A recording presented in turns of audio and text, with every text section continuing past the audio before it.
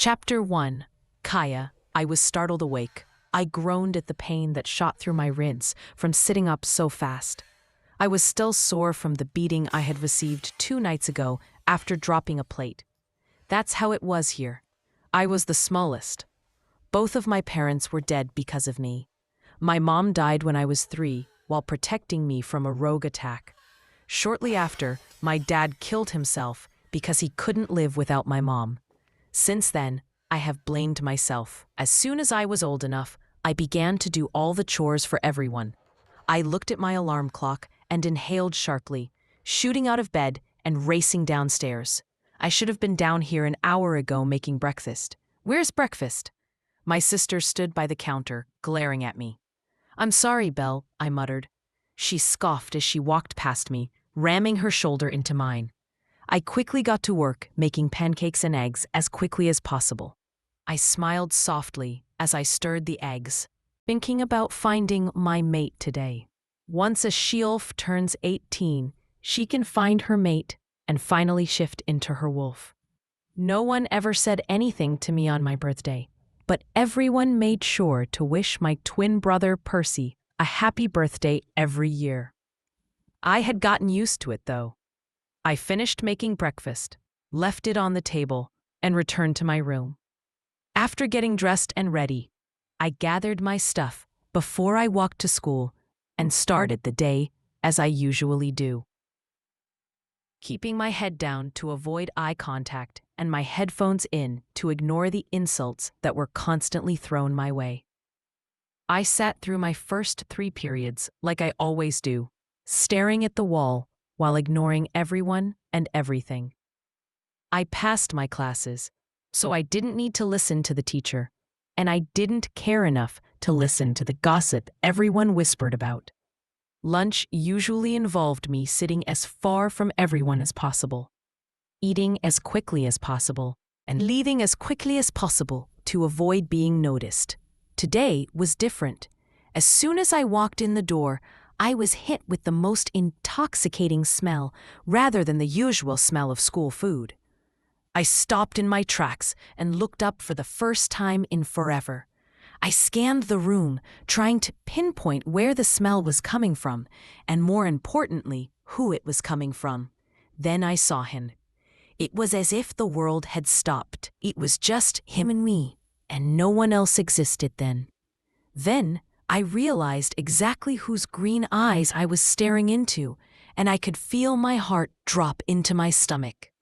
Zach Moon, the alpha son, initiates most of the bullying. He constantly reminds me of how worthless I am, and how no one will ever love me. How could he be my mate? Zach slowly walked over to me, not breaking eye contact. I started to think that maybe he would love me now and save me. Everyone else would love me too. I would be a part of the pack. Oh, how I was wrong. As soon as he was close enough, he grabbed me by my hair and yanked me up so I was at eye level with him. I had to stand on my tiptoes to avoid getting the hair ripped out of my head. I could only stare at him as he shook his head angrily. This would never work. You are weak and pathetic. You can't be my Luna, he snarled. No amount of insults or hits from him could have even come close to the pain I felt in my chest from what came out of his mouth next. I, Zach Moon, reject Kaia Summers as my mate and Luna. He let go of my hair, letting me drop to the floor. I stood up and looked around at everyone staring. I looked back at Zach as I wiped a stray tear from my eye. I, Kaia Summers, accept your rejection.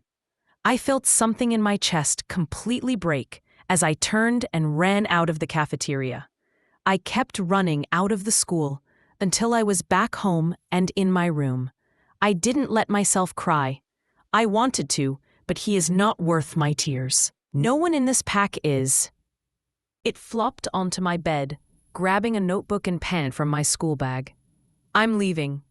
I don't know if anyone will ever read this or even care, but I can't find it in me to care. I am more than just a runt, and I will prove that. Goodbye, Zach. I hope it was worth it. Goodbye, Belle and Percy.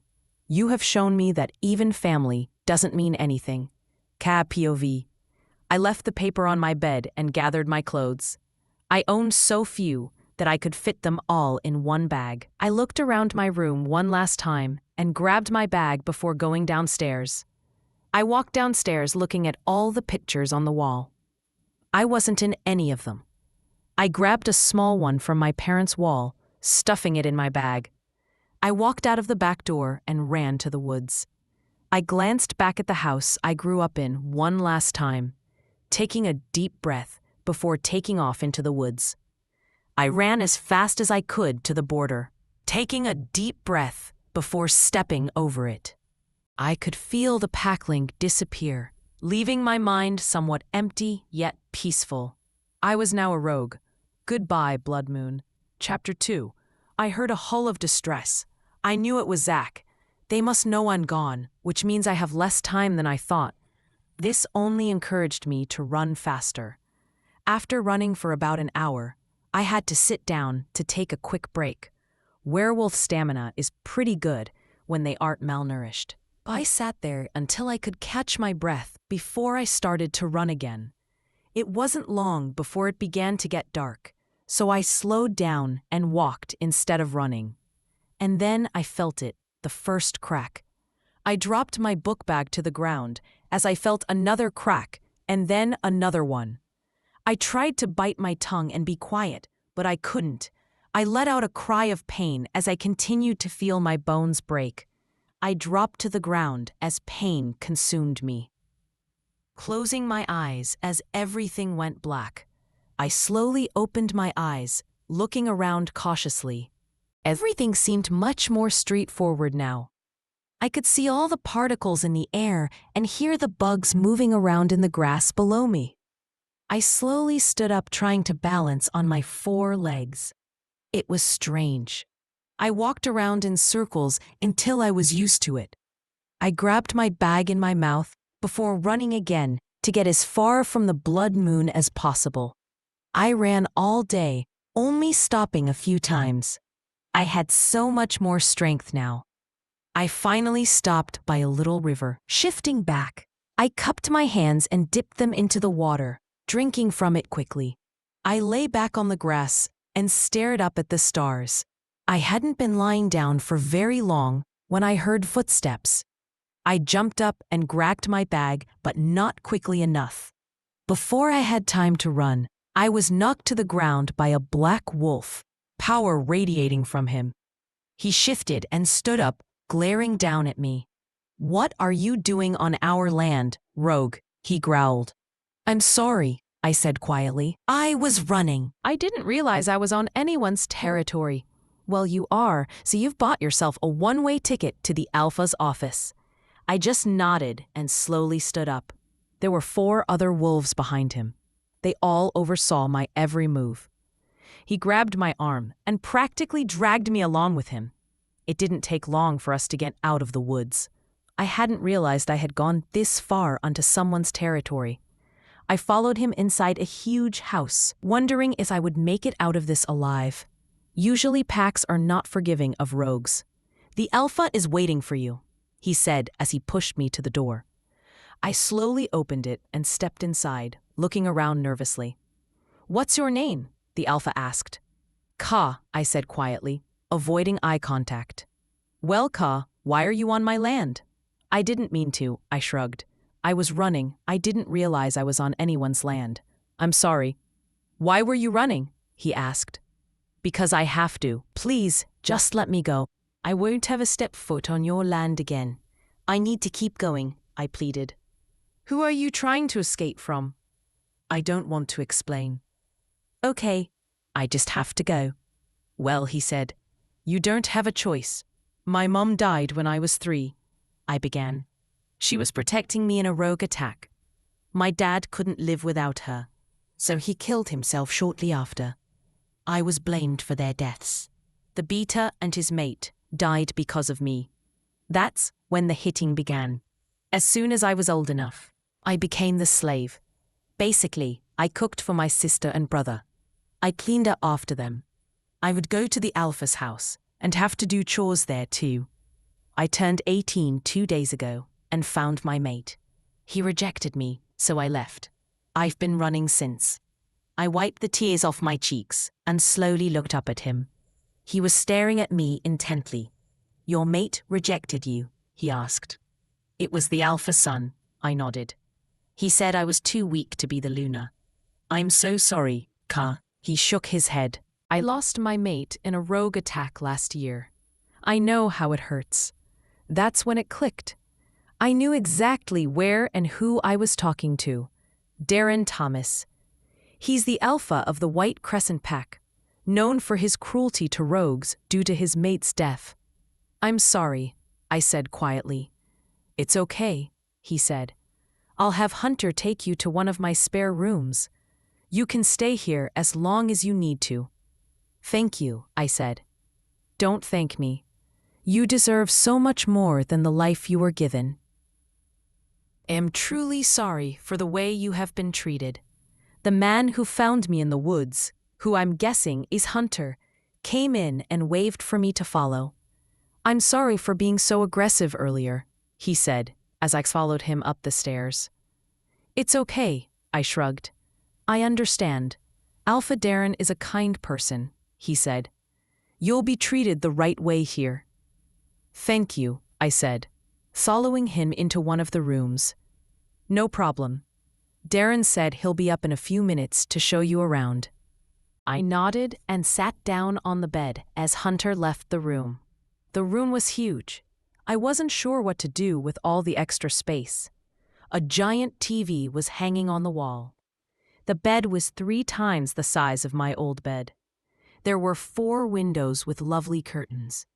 The dresser had 8 drawers rather than 3, as I had. A lovely black rug was in the middle of the floor, a desk next to one of the windows, and a rolling chair next to it. I've never seen this much stuff in one room before. Knock, knock. I was snapped out of my thoughts when a girl entered the room. My brother had alpha things to take care of, so he sent me. My name is Juliana. Hi, I said quietly. I'm Ka, Darren told me. She nodded. That is such a pretty name. And you have such a pretty face. Thank you, I giggled. You have a pretty name and face too. She smiled at me and waved for me to follow her. So, she opened one of the 2 doors in the room. You have a ton of room in the closet. She opened the other door. And this is your bathroom, so you can shower and get cleaned up if you want. I nodded and followed her into the hallway. This is my room, so I'm right next door to you if you need anything. Darren is down at the other end of the hall. We walked down the stairs. You've been in his office. She gestured to the doors I walked through not too long ago. This is the kitchen. Whatever you see is up for grabs. If it's hidden, it's probably best that you leave it where it is. Darren is very protective about his snacks, she giggled. The living room is here, and that's the dining room. Now, Darren calls this the man cave, but it's actually just where he and Hunter play video games. And that's it. Thank you for joining Juliana's beautiful tour, she smiled. Now, let me help you get your room to look like yours.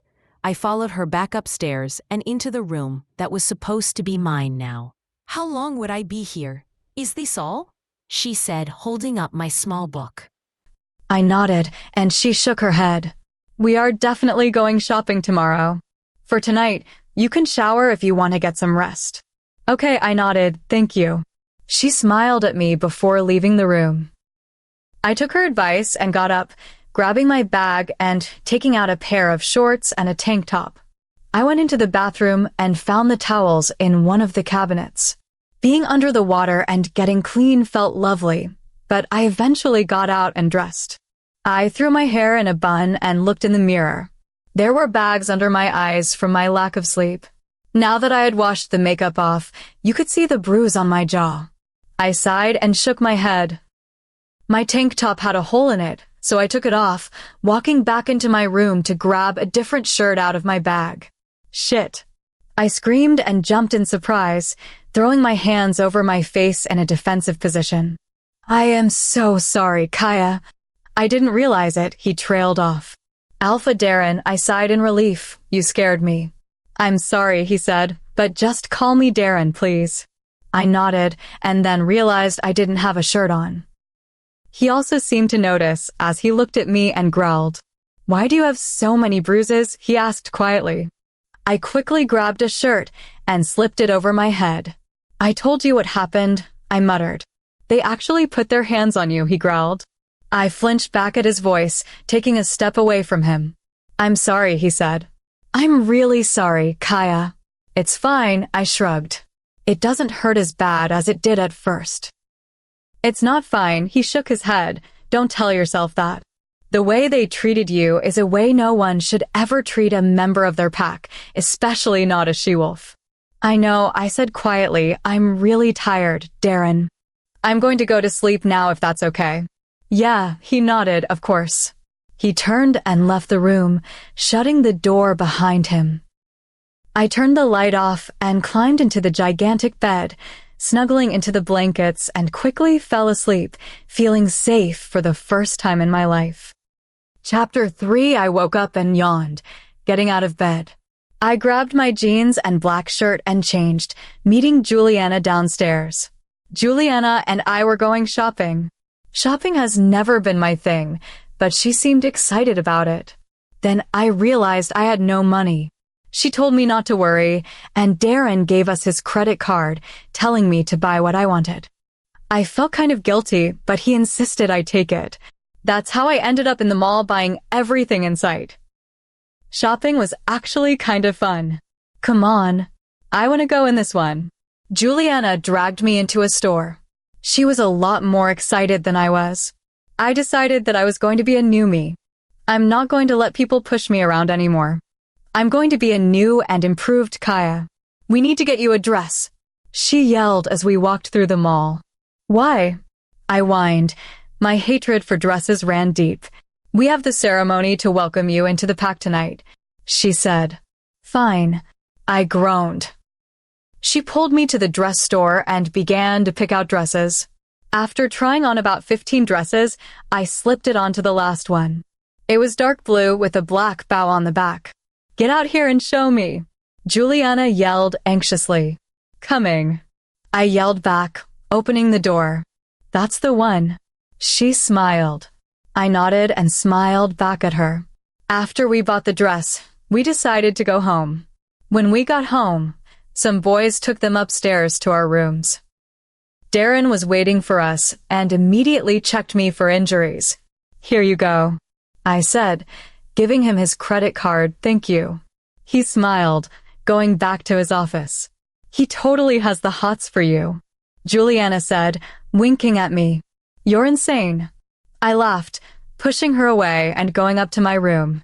I grabbed my stuff and took a quick shower. When I got out, I blow-dried my hair and put on a robe. I walked to all my bags and took out the curling iron I had bought. I curled my hair and did my makeup. Then I put on my dress and black stilettos to match.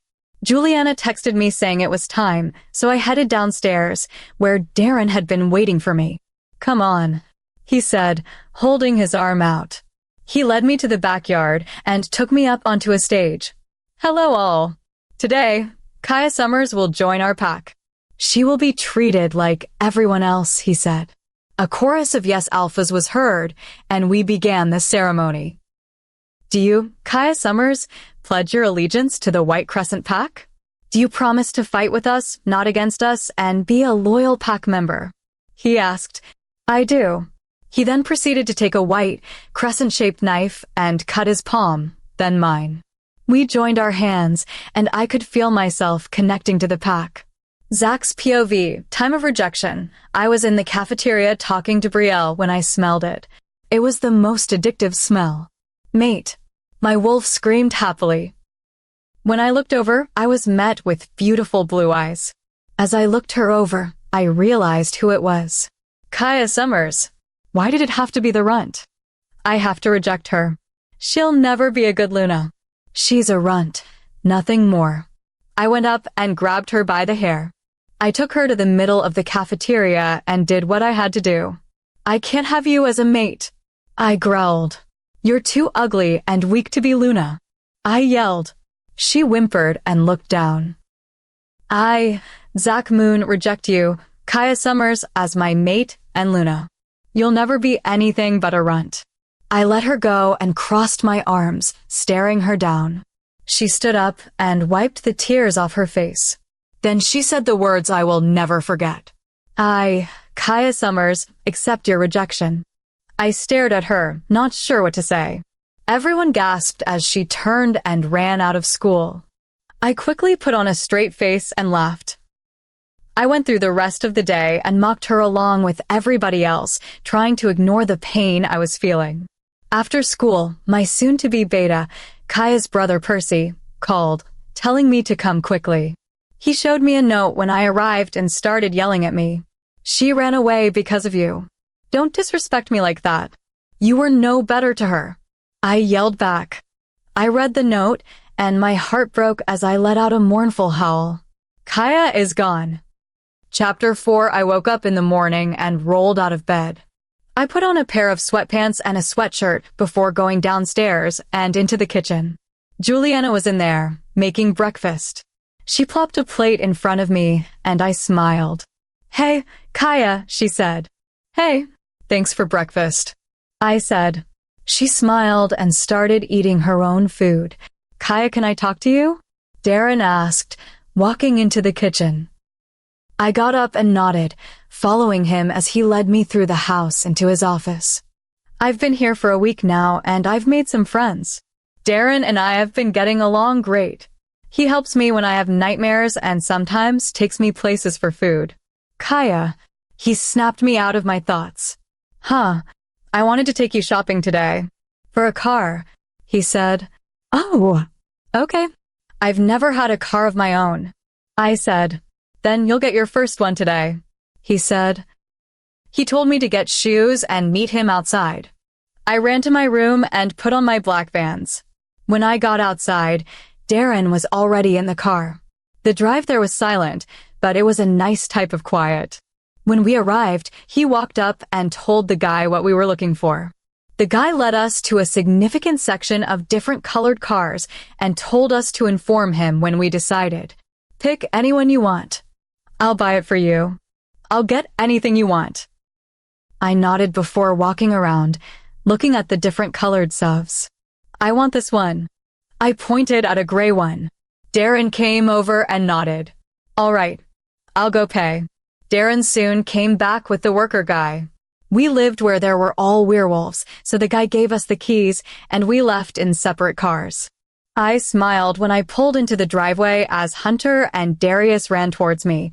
Hunter is 19, and he's the beta who found me. Darius is Darren's cousin. Neither of them has found their mates yet. Darren introduced me to them after about a week of being here. Kaia. They both yelled and jumped on me. I laughed and shoved them off as Darren walked over, seeming annoyed. Kaia, we are all taking a run. Would you like to join? Sure. It's been a little while since I've shifted. I nodded. Great. Meet us back here in 5 minutes, he said before walking inside. I went inside and put on shorts and a shirt, meeting them back outside. We all shifted, and they stared at me. Shift back. Darren sent it through our mind link. We all shifted, and they continued to stare at me. Do you know what that means? Darren asked me. What? You're all silver with a white marking on your nose. You're the chosen one. He stated. The chosen what? I asked. The prophecy states that in a time of need there will be a savior. The chosen one. This wolf will have a white diamond on its nose. That's you. You're the chosen one, Kaia. But what does that even mean? I asked. You are the savior of the wolves. Then everything went black. When I woke up, I was in my room and Darren was sitting on my couch. He looked up and I saw relief in his eyes. You're awake. I was worried. He muttered. Worried? About me? Oh, sorry, I said quietly. So I made a few calls and you have bags to pack. We will be going to see the elders. They are going to help you, he told me. Help me with what? I asked. Understanding what this means. He said, I'll leave you to pack. We leave in an hour. I packed a week's worth of clothes and then took a shower. I put my hair in a bun and slipped on my jeans and a white shirt. Darren was waiting for me when I went downstairs, and I followed him to the car. The ride there will be about 5 hours long. He said, "Okay." He turned on the radio, and I quietly sang along with the songs that came on. I looked at Darren as he smiled at me. "You have a beautiful voice, Kaia," he said. "Thanks," I said quietly. I haven't sung in front of anybody since my mom's death. My dad told me it reminded him of my mom, so I couldn't be in front of him. Every time I did, he would hit me harder than usual. I sank back in my seat as I thought of this, hoping Darren wasn't mad. "Hey," he said softly, "I'm not going to hurt you." "I'm sorry. I didn't mean to upset you." I looked up as tears formed in my eyes. "It's okay. It's just..." I used to get beat by my father every time I would sing in front of him. I reminded him of my mother when I did. In these past 2 weeks, I haven't thought about my life back then. It all came rushing back. I whispered, trying to wipe the tears that kept falling. I barely noticed he had pulled over until he pulled me onto his lap and held me while I cried into his shirt. "Hey, it's okay, Kaia. You're with me now. I'll never let anyone hurt you ever again. I've got you," he said quietly, holding me tightly. "I'm sorry I got tears all over your shirt. I'll get you a different one. I'm sorry. I shouldn't be." When then his lips were on mine. Nothing had ever felt as right as it did in that moment. I kissed him back with everything I had. When we broke apart, we were both breathing heavily, and I blushed. I looked up, and he smiled. "Kaia, I really like you. I've never felt this way about anyone since my mate passed. I want this to work. I want you to be mine. I want to be yours, Darren," I whispered. I crawled back to my seat, and he continued to drive. I leaned my head against the window and smiled. I didn't think I'd ever be this happy. I closed my eyes and fell asleep with a smile on my face. "Hey, wake up. We're here. Come on," I heard Darren say. I groaned and got out of the car. I straightened out my clothes and put my hair up. "How do I look?" "Beautiful," he said. I blushed and looked away as he chuckled. We went up the steps and were greeted by an older man. "Hello," he said. "My name is Elder Kane. You must be Kaia and Darren," he said, inviting us in. "Let's get started." 3 hours later, "So, you're telling me that there is going to be a war between wolves and hunters?" I asked, looking at Elder Kane. "Exactly," Kane nodded. "Okay. And my job is..." "You are the one who will either make peace before the war starts," Kane said, "or you'll be the one who ends it." Chapter 5. 3 months later. Come on, Kaia. Juliana pulled me upstairs and into my room. "What are we doing?" I asked, sitting on my bed. "I have to get you ready," she said, sorting through my clothes. "For what?" I asked. "Darren said I can't tell you. I just have to get you ready by 6, she said. "I only have an hour, so just shush and let me find you something to wear." I groaned and watched as she continued to look through my clothes. After 20 minutes, she finally decided on a pair of black shorts and a blue shirt, throwing them at me and pushing me into the bathroom. "Perfect," she smiled as I walked back into my room. "Now sit." She pointed at the chair in front of my mirror. I sat down and she began to straighten my hair. "Why do you have so much hair?" she muttered as she straightened the last part. I giggled and shook my head, pulling out my phone. "I have 4 minutes to be downstairs." I jumped up and grabbed my black Converse, slipping them on. "Wish me luck," I said to Juliana as I left my room. I went through the halls and down the stairs, where Darren was waiting. "Beautiful," he whispered, taking my hand in his as my face turned red. He took me outside and to the woods, stopping and pulling a blindfold from his pocket. "Just hold on," he said, wrapping it around my eyes before I could object. He took my hand and led me through the woods, ensuring I didn't trip over anything. "Where are we going?" I asked after a few minutes of walking. "You'll see," he said. We continued to walk for about 5 minutes until he finally stopped.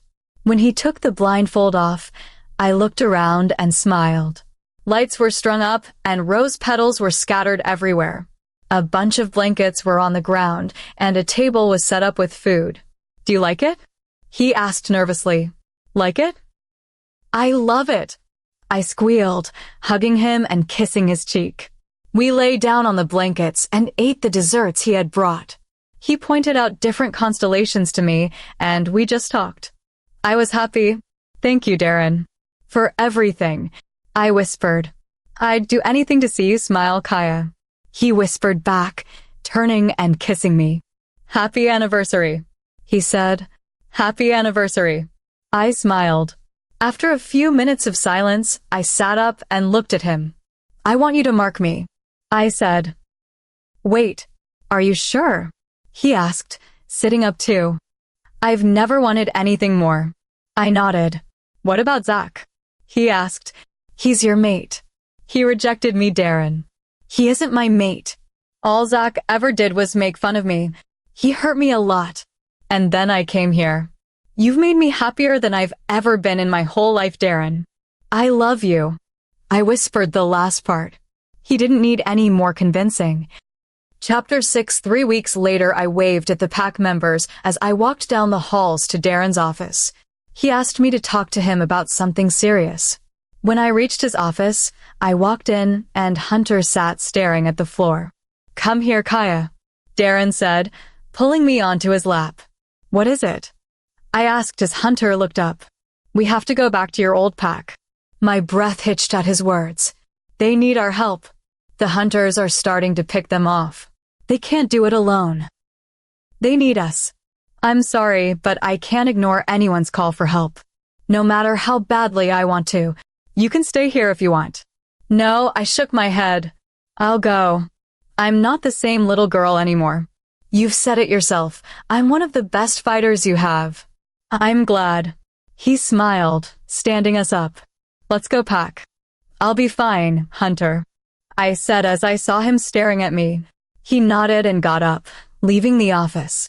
Darren started packing our bags while I sat there and watched. He's only marked me so far. Zach has done things with other girls. I can feel it every time he does. It feels like someone's stabbing me in the stomach repeatedly until he's done. "Kaia," Darren said, snapping me out of my thoughts. "Huh. I have to go tell the pack where we're going. Do you want to stay here?" he asked. "Sure. I'll finish packing." I nodded, standing up. He left the room, and I entered our suitcases closet. I wasn't sure how long we'd be gone, so I stuffed our bags full of clothes before grabbing a smaller bag. I went into the bathroom and put my hairbrush, perfume, deodorant, and stuff in it.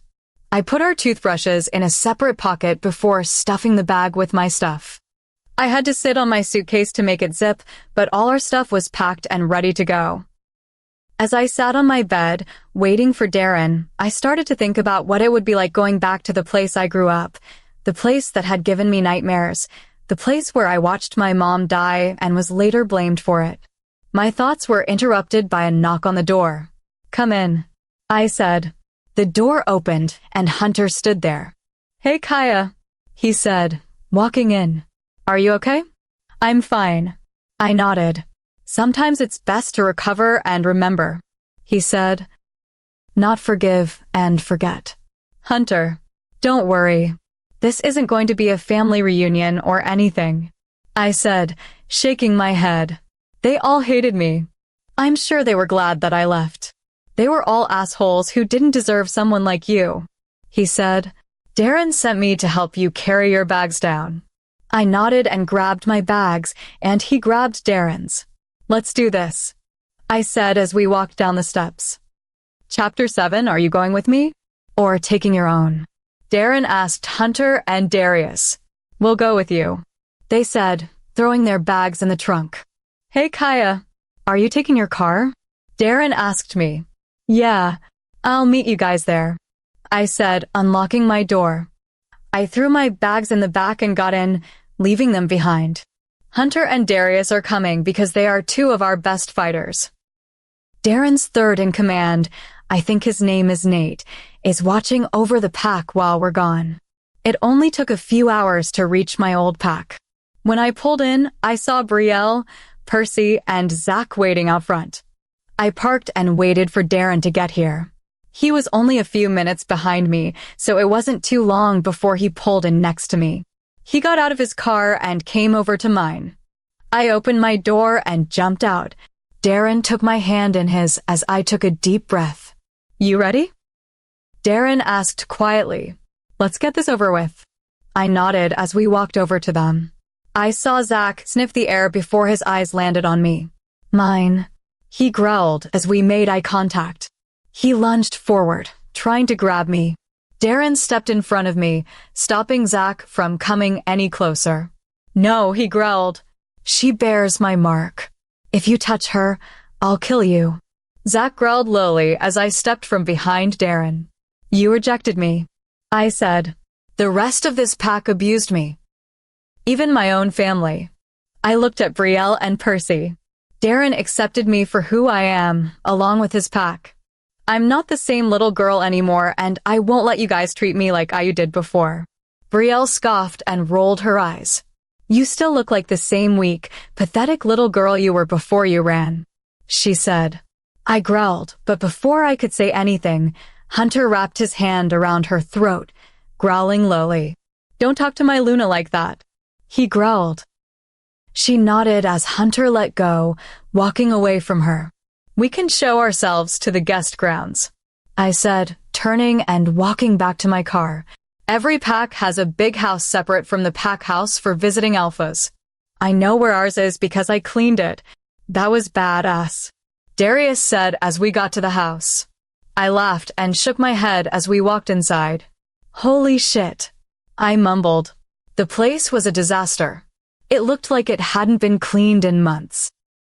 "Who's supposed to clean this place?" Darius asked, looking around. "Me," I said, setting my bags down. I was the one who cleaned everything. They must not have cleaned since I left. We walked upstairs, and I looked over at Hunter. He was quiet, which isn't normal for him.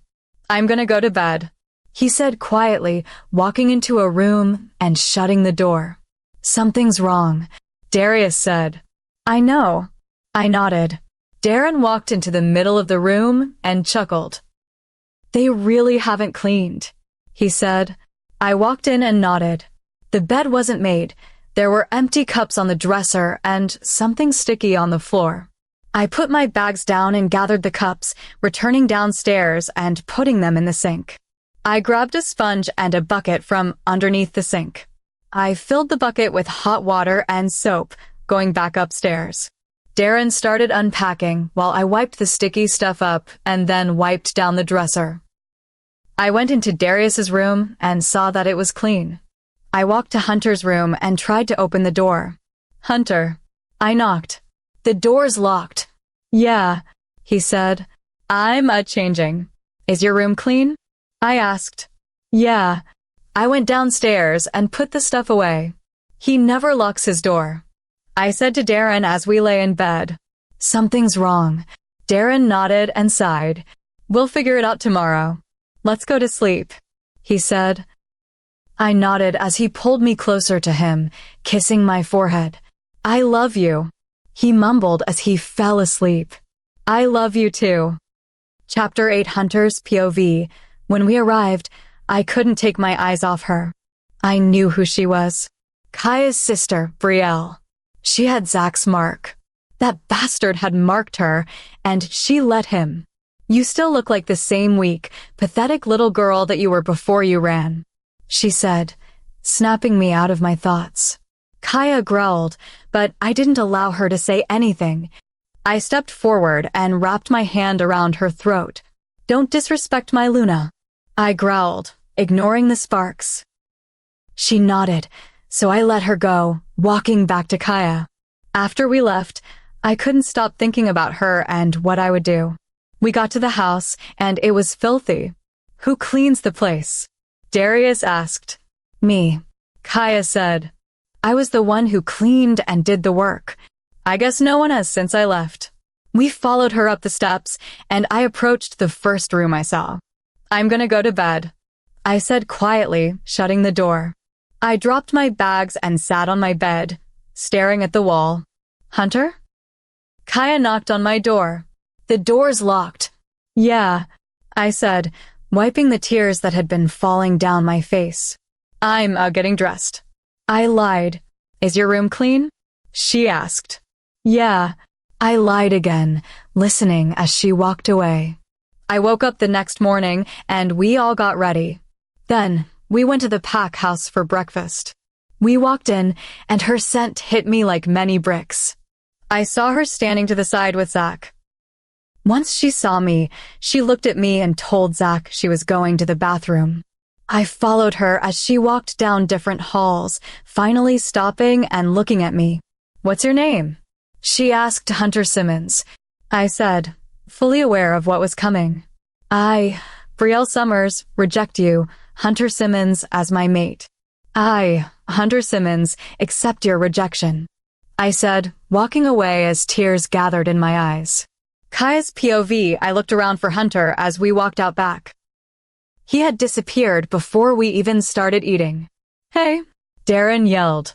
Everyone turned towards him. "This is Luna Kaia. She will be helping with training." All girls with her and all boys with me. Everyone dispersed, and the girls followed me as I walked away from the boys. "Okay, we will start by running 4 laps around the clearing," I said, stopping and looking at everyone. "Why do we even have to listen to you?" Brielle spoke up. "You will listen to me because I am in charge. Now you either run or go answer to Darren." I growled. "Oh, I'd love to get Darren alone. I could show him what a fun time is." She smirked. "He's mine." I growled. "Not when I get him alone." She laughed. I punched her in the face, causing her to fall backwards. She stood up and growled, shifting into her brown wolf. I didn't shift, afraid that I'd kill her in wolf form. She lunged for me, and I slid under her, punching her in the ribs. She yelped and fell to the ground. Some girls were yelling for Darren, but I ignored them. I bent down and punched her in the nose. She tried getting up, but I kicked her, sending her flying into a tree. I went to walk towards her when I felt arms wrap around me, and I was pulled back into a hard chest.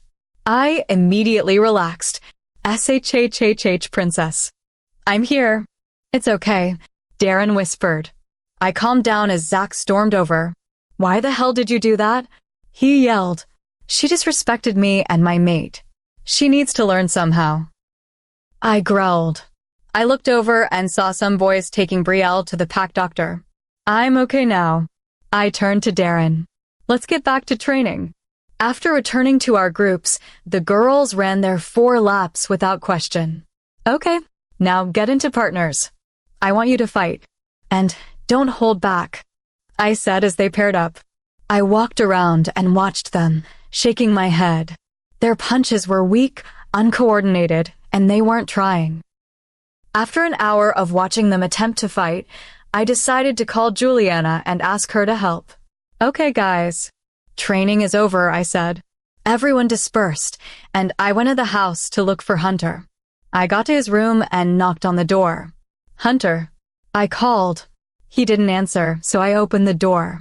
I walked in and looked around. "I'm in here," he said. I walked to the bathroom and opened the door. "Hunter," I whispered, dropping to my knees. Chapter 9, Hunter. I whispered, dropping to my knees next to him. He was sitting on the floor, tears streaming down his face.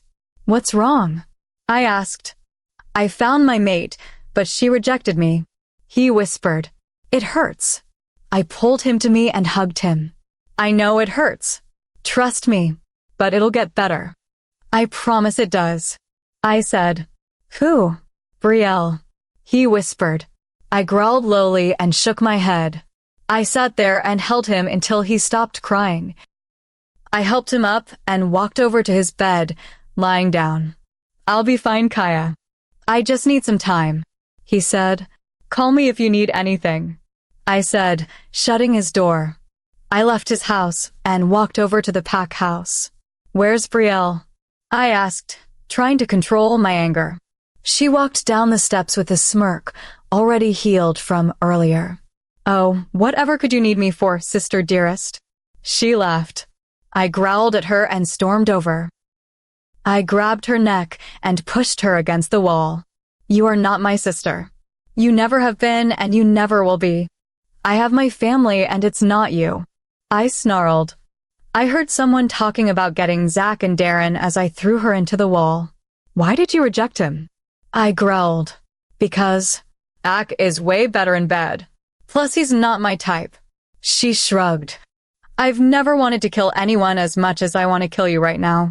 But I won't. Hunter is better off without a useless whore like you. He's going to find someone and you'll regret rejecting him." I growled and turned away right as Darren came in. He took me outside and pulled me close. "What happened?" he asked. "She rejected Hunter," I said as we walked back to our house. Brielle's POV. After Kaia left, Zach carried me upstairs to our room and asked what had happened. So I told him everything, from the rejection to Kaia getting mad. "How dare she hurt you?" He growled, especially over another male. "It should only be me," he yelled, throwing his hands up in the air. "I thought you were over her." "I thought you loved me," I whispered. "I do. It was my wolf," he said. This isn't the first time he's used that excuse. "Okay," I whispered. "I'm going to bed." He nodded and left the room. I lay awake for a while, thinking about Hunter. I made a mistake, but I have Zach. He says he loves me. So I went to sleep, trying to convince myself that Zach actually loved me, as he said he did. Chapter 10, Kaia's POV. "Hey, Kaia." "I was thinking," Darren said, walking into the kitchen where I was making lunch. "Oh, really? That sounds dangerous."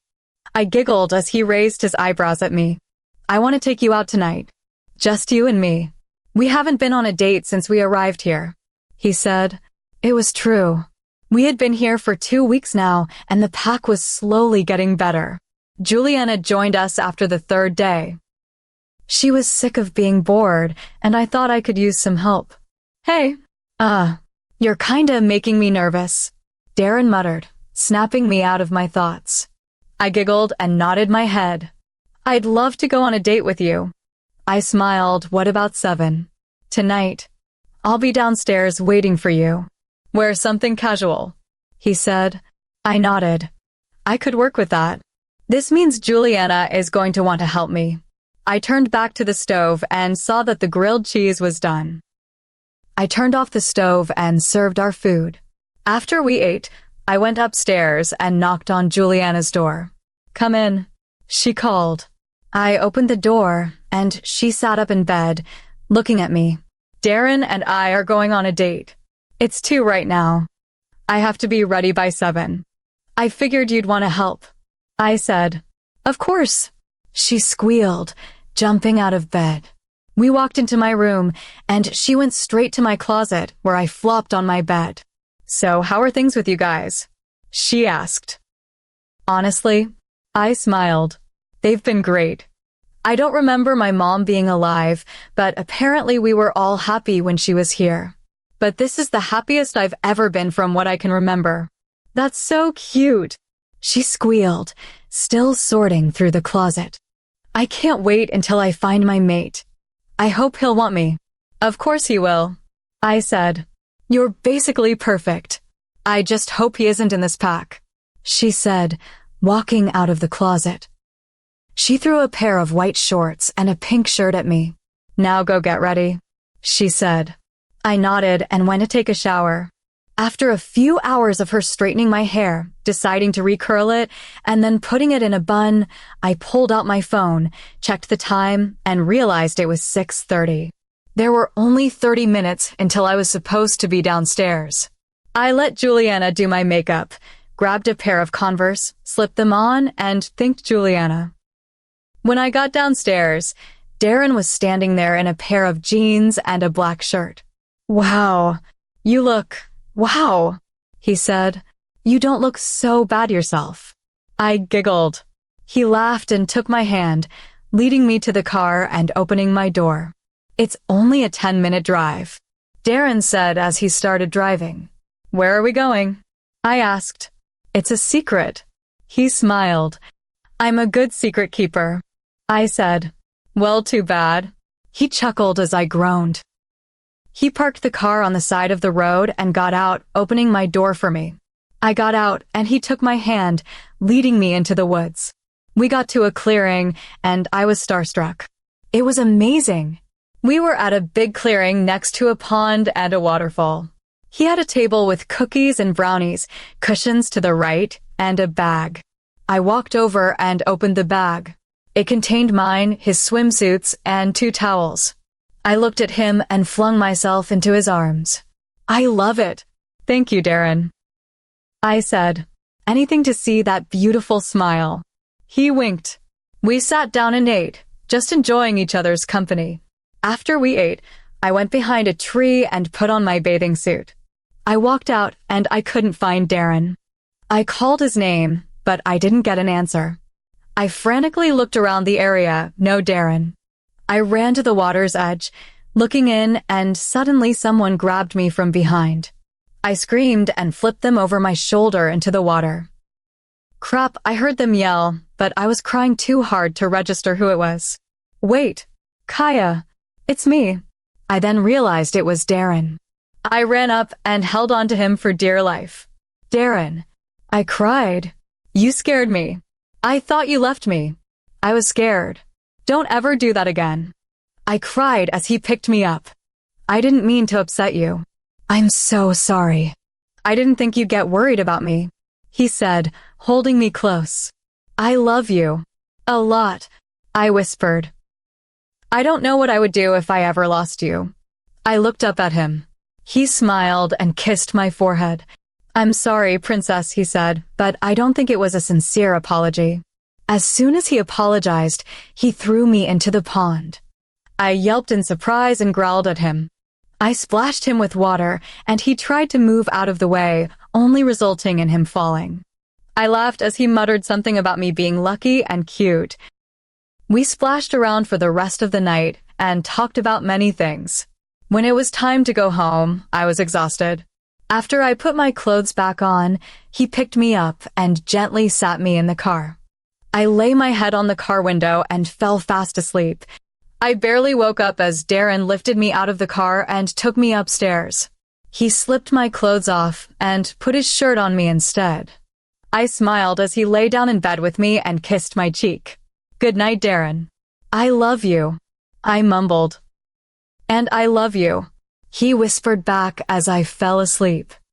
Chapter 11. We were all sitting in the kitchen when Zach's mind linked everyone. Everyone. Outside. Now. We all walked outside and over to the pack house, where Zach stood with a guy I had never seen before. "Everyone. This is my cousin Leighton." He spoke. "He will be staying with us from now on because some of his pack was destroyed by hunters. The rest of them ran off." He kept talking, but I couldn't listen. One word bounced around my head. Hunters. And then it all went black. "Kaia's dream state. Kaia." A voice spoke. I opened my eyes and looked around. In front of me stood a woman with long, pale white hair. She had blue eyes and a white dress. I bowed my head as I realized I was standing in front of the moon goddess. "My child," she spoke. "Lift your head. Do not bow to me. You are my child, not my slave." I looked up and she smiled at me. "The hunters are coming. They will arrive in 4 months' time. Be prepared. You need to have all wolves on your side. The hunters are coming for you, my dear. You cannot let them succeed. They plan to find a way to take your place and rule this supernatural world with us as their slaves. You need to make sure they don't. And I have a way to make sure of that. It is the only thing that can save us." "What do you mean?" I asked as she closed her eyes. She put her hand on my head as she mumbled something. "When you wake up, you will find that you can do things no other wolf can. You will be untouchable when wanted." "What does that mean?" I asked. "Close your eyes," she said. Now imagine a wall building around you. I did as she said and opened my eyes. What the heck? I mumbled, looking at the bubble that I was in. You'll need this to protect yourself. But there's something else, she said. You're going to be able to move things without your hands. That you will have to practice on your own. Our time is up. And then she faded away as it went black. I opened my eyes and looked around. How long was I out? I asked, seeing that everyone was still standing around. Only a minute or so, Darren said, helping me up. I nodded and looked at him. We need to talk. But not here, I whispered. We have 4 months, I said as everyone looked at me. 4 months and the hunters will be back. And how do you know this? Brielle asked. I have my ways, I said, glaring at her. You can't just tell us this and expect us to listen. She rolled her eyes. You're just a runt. Nothing more, I growled, walking over to her and grabbing her hair. Listen to me, Brielle. We might share blood, but you're nothing to me. I will still kill you if you continue to disrespect me. She growled and shoved me.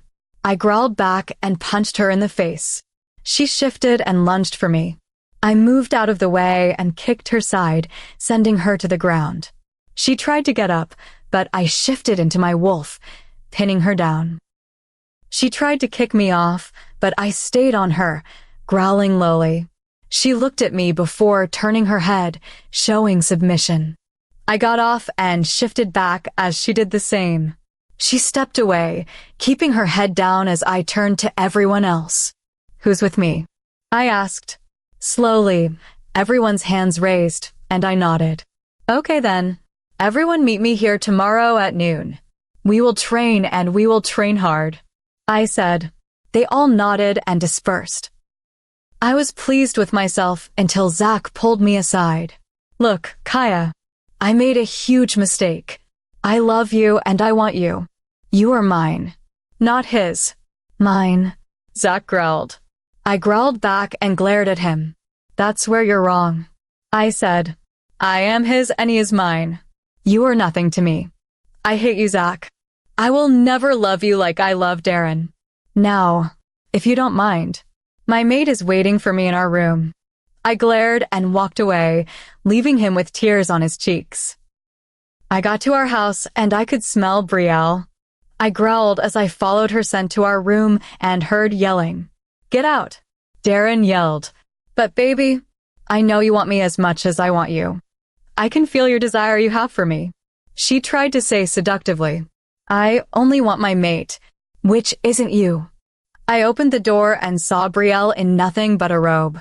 She threw herself at him and kissed him. Before he even had a chance to push her off, I had her up against the wall by the hair. Give me one good reason I shouldn't kill you, I growled out. Because Hunter will feel the pain. She laughed. I growled at her and yanked her hair harder. You're so lucky I care about him. I would kill you if I didn't. I snarled. Get out of here and don't ever touch my mate. Fine. I'll be sure to have extra fun tonight with Zach. She smirked. Have fun. I shrugged, glaring at her as she left. What did you need to talk to me about? Darren asked as we lay in bed. So I told him about the moon goddess and what she said, hoping he'd believe me. Kaia, he said, looking at me. Promise me something. Okay. I nodded. You won't die, he said. I can't lose you. I'm not going anywhere. I promise, I said. And I meant it. Chapter 12. Juliana's POV. From the minute I saw him, I knew he was mine. Zach said his name, and it was music to my ears. Leighton. He's my second chance, mate. I hadn't told anyone, but I found my mate last year. He was a beta, but he already had a girlfriend. He rejected me, telling me I wasn't good enough. Leighton's going to do the same. I'm not good enough for anyone. After we left the meeting, I tried to avoid him, hoping he wouldn't notice me. But he already knew I was there. He was looking around when he saw me. We made eye contact, and I turned and ran into the woods. I could hear his footsteps behind me when I tripped. I fell forward, expecting to hit the ground, but I felt sparks around my waist as his arm wrapped around me. Mine, he said, pulling me to him. Why are you crying, mate? He asked. I looked up at him as tears spilled down my face. If you're going to reject me, please do it fast. I whispered. Why would I reject you? You're beautiful. The last one did. I whispered. He growled at this. I'm your mate. I'll kill him. He snarled. No. He rejected me.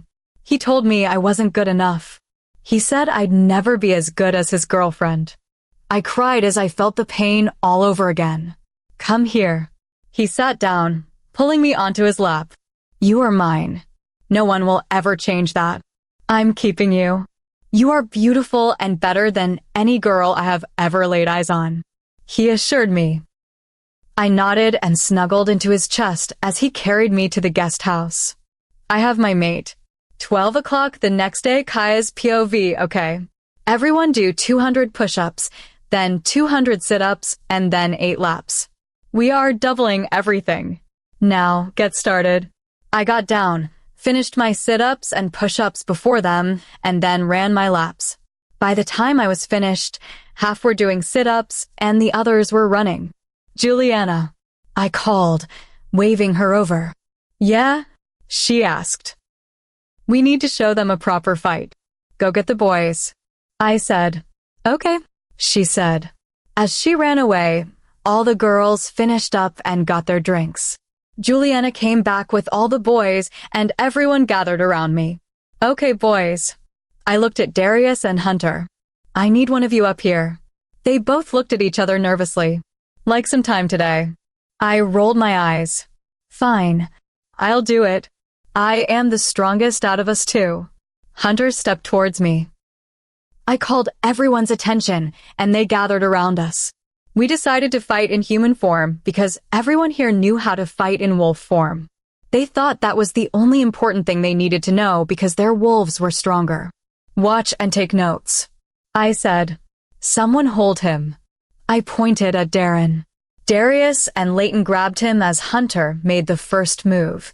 He lunged at me, and I stepped to the side. When he got close enough, I swung my leg and kicked him in the side. He tried to cover his left side, leaving his stomach open. I punched him in the stomach, and he retaliated by swiping my feet out from under me. He went to jump on me, and I lifted my legs, kicking him in the stomach, sending him flying. I got up, jumped on him, and tried to pin him. He took my arms and flipped me behind him. We both jumped up, and I kicked him in the stomach before he had time to recover. He doubled over, holding his stomach. I brought my knee up and hit him in the face. He fell back, and I pinned him down. Darius counted to 5, and I had 1.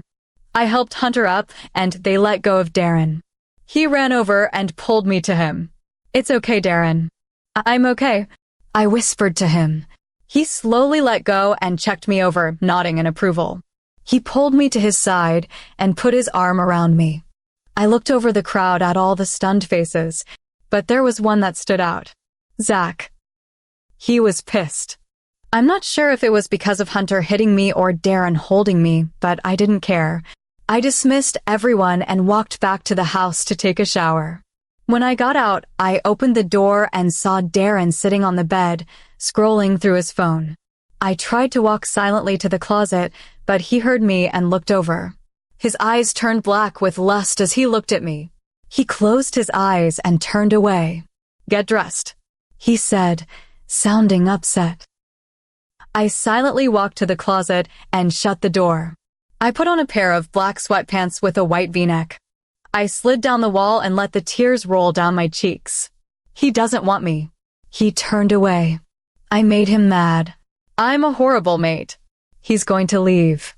I knew I would eventually push him away. Kaia, he knocked softly. Hey, open the door. I can feel your sadness through the bond. I just sat there silently. I'm coming in, he said, opening the door slowly. When he saw me, he came over and sat down, pulling me into his lap. Hey, what's wrong? He asked. You turned away. I whispered. You sounded upset. I'm sorry. He looked down at me and shook his head. Kaia, he said. I turned away to calm down. I didn't think you wanted that. I'm sorry. What do you say we take a walk? He asked. Sounds perfect. I smiled, wiping my tears away. I slipped into my black van and ran downstairs with him. We were walking for about 30 minutes when I smelled something terrible. I walked around a bush and screamed. There was a baby in a basket with a dead woman lying next to it. Darren quickly pulled me to him and hid my face as he contacted Zach. A few men from Zach's pack came and took the body away as Darren talked to Zach. I walked over to the basket and picked up the baby. She smiled up at me, and I looked at Zach. I'll take her home, I said. Darren looked at me and nodded. Okay. Zach nodded. I picked up her basket and walked home while Darren sorted everything out. When I got home, I set the basket down and picked her up. As I lifted her, I saw a piece of paper sticking out of her blanket.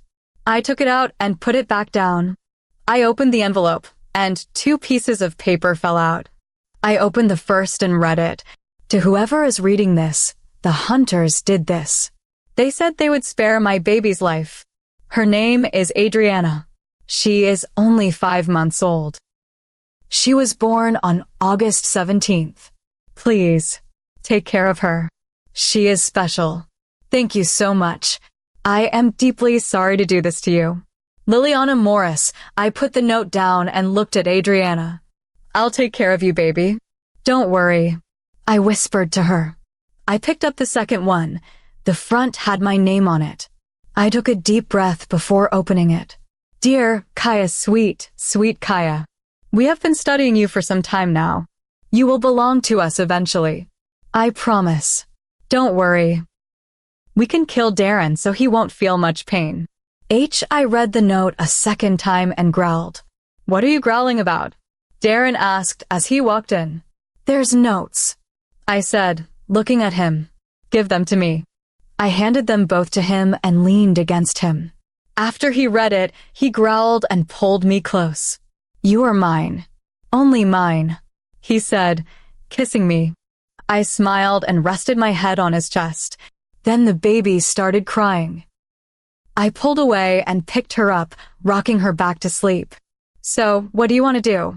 Darren asked me as I stacked pillows around Adriana, trying to ensure she wouldn't roll off the couch. What do you mean? I asked. About the kid. He gestured towards Adriana. Are we keeping her? Or giving her to Zach to deal with? Are you okay with us keeping her? I asked, looking up at him. If it makes you happy, then of course. He nodded. We'll have to go get stuff if we keep her. I said as we lay down. Well, then it's settled. Tomorrow we'll go shopping and the kid will stay. I smiled and nodded, kissing him on the cheek. Thank you, Darren. I whispered. Anything to see you smile. Chapter 13. After checking on Adriana, I took a shower and got dressed in black leggings and Darren's sweatshirt. I put my hair up and went to my closet. I grabbed my white Converse and slipped them on, returning to Adriana. I picked her up and walked downstairs. I need a stroller for her, which means I need to see my dad. I put Adriana in her basket and took her to the pack house with me. I walked up the stairs to Percy's room, knocking on the door. Yeah? He opened the door, stopping and staring at me. Oh, you. Yes, me. Where's Dad? He hasn't been out of his room since you left. Oh, thanks. I walked down the hall and up another flight to my father's room. I knocked and waited for him to open the door. When he did, all I could do was stare at him. His eyes were bloodshot. He had let his beard grow and looked awful. Kaia, he said, startled. What do you need? I need a stroller. I know you kept them, I said. He slowly nodded and walked back into his room. I started to follow and then stopped, remembering the beating I got last time I came in here. I was only about 7. I had a bad dream, so I came in here, trying to seek comfort from my dad. But instead, he turned out worse than the nightmare I had. Here, he said, bringing me out of my thoughts and handing me a purple stroller. I went to say thanks, but he shut the door in my face. I stood there for a second, staring at the shut door. I dragged it downstairs and back to our house. I unlocked my car door and shoved the stroller in the back. I went to put Adriana in when I realized I didn't have a seat for her. I groaned and took her back inside. Darren, I called. Yeah? Walked downstairs. I need you to come with me, I said. He nodded his head and I threw my keys at him. He went up to get his shoes as I went out to the car, sitting in the front seat with her in my lap. A few minutes later, Darren came out. You ready? He asked. I nodded as he pulled out of the driveway. When we arrived, he took the stroller out and opened it up for me. I sat Adriana in it and put her little blanket on her. After about 2 hours at the mall, we had visited multiple stores and bought plenty of clothes, shoes, diapers, toys, a baby bag, formula, bottles, binkies, a rocking chair, a car seat, a changing table, and a crib. Once I was satisfied, we went home. I walked upstairs with Adriana and built a pillow fort around her. Then I helped Darren bring everything up to an empty room. I'll get Darius and Hunter, I said. He nodded, so I left the room and yelled their names. Within a minute, they were both standing in front of me. They agreed to help, and I asked Juliana if she'd watch Adriana for me. I knocked on her door, and I heard a man talking. Coming. She yelled through the door. She opened the door and smiled. I have someone for you to meet, she said, opening the door to show Leighton. Juliana. I yelled happily. You found your mate. I jumped and hugged her. She laughed. Yeah, I did. Sorry I didn't tell you sooner. She giggled. I shrugged at her and smiled. Come on, let's go see Adriana.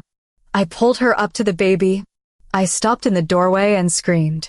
They were playing catch. With the kid. Darius. Hunter. Put her down. I ran over and grabbed her up.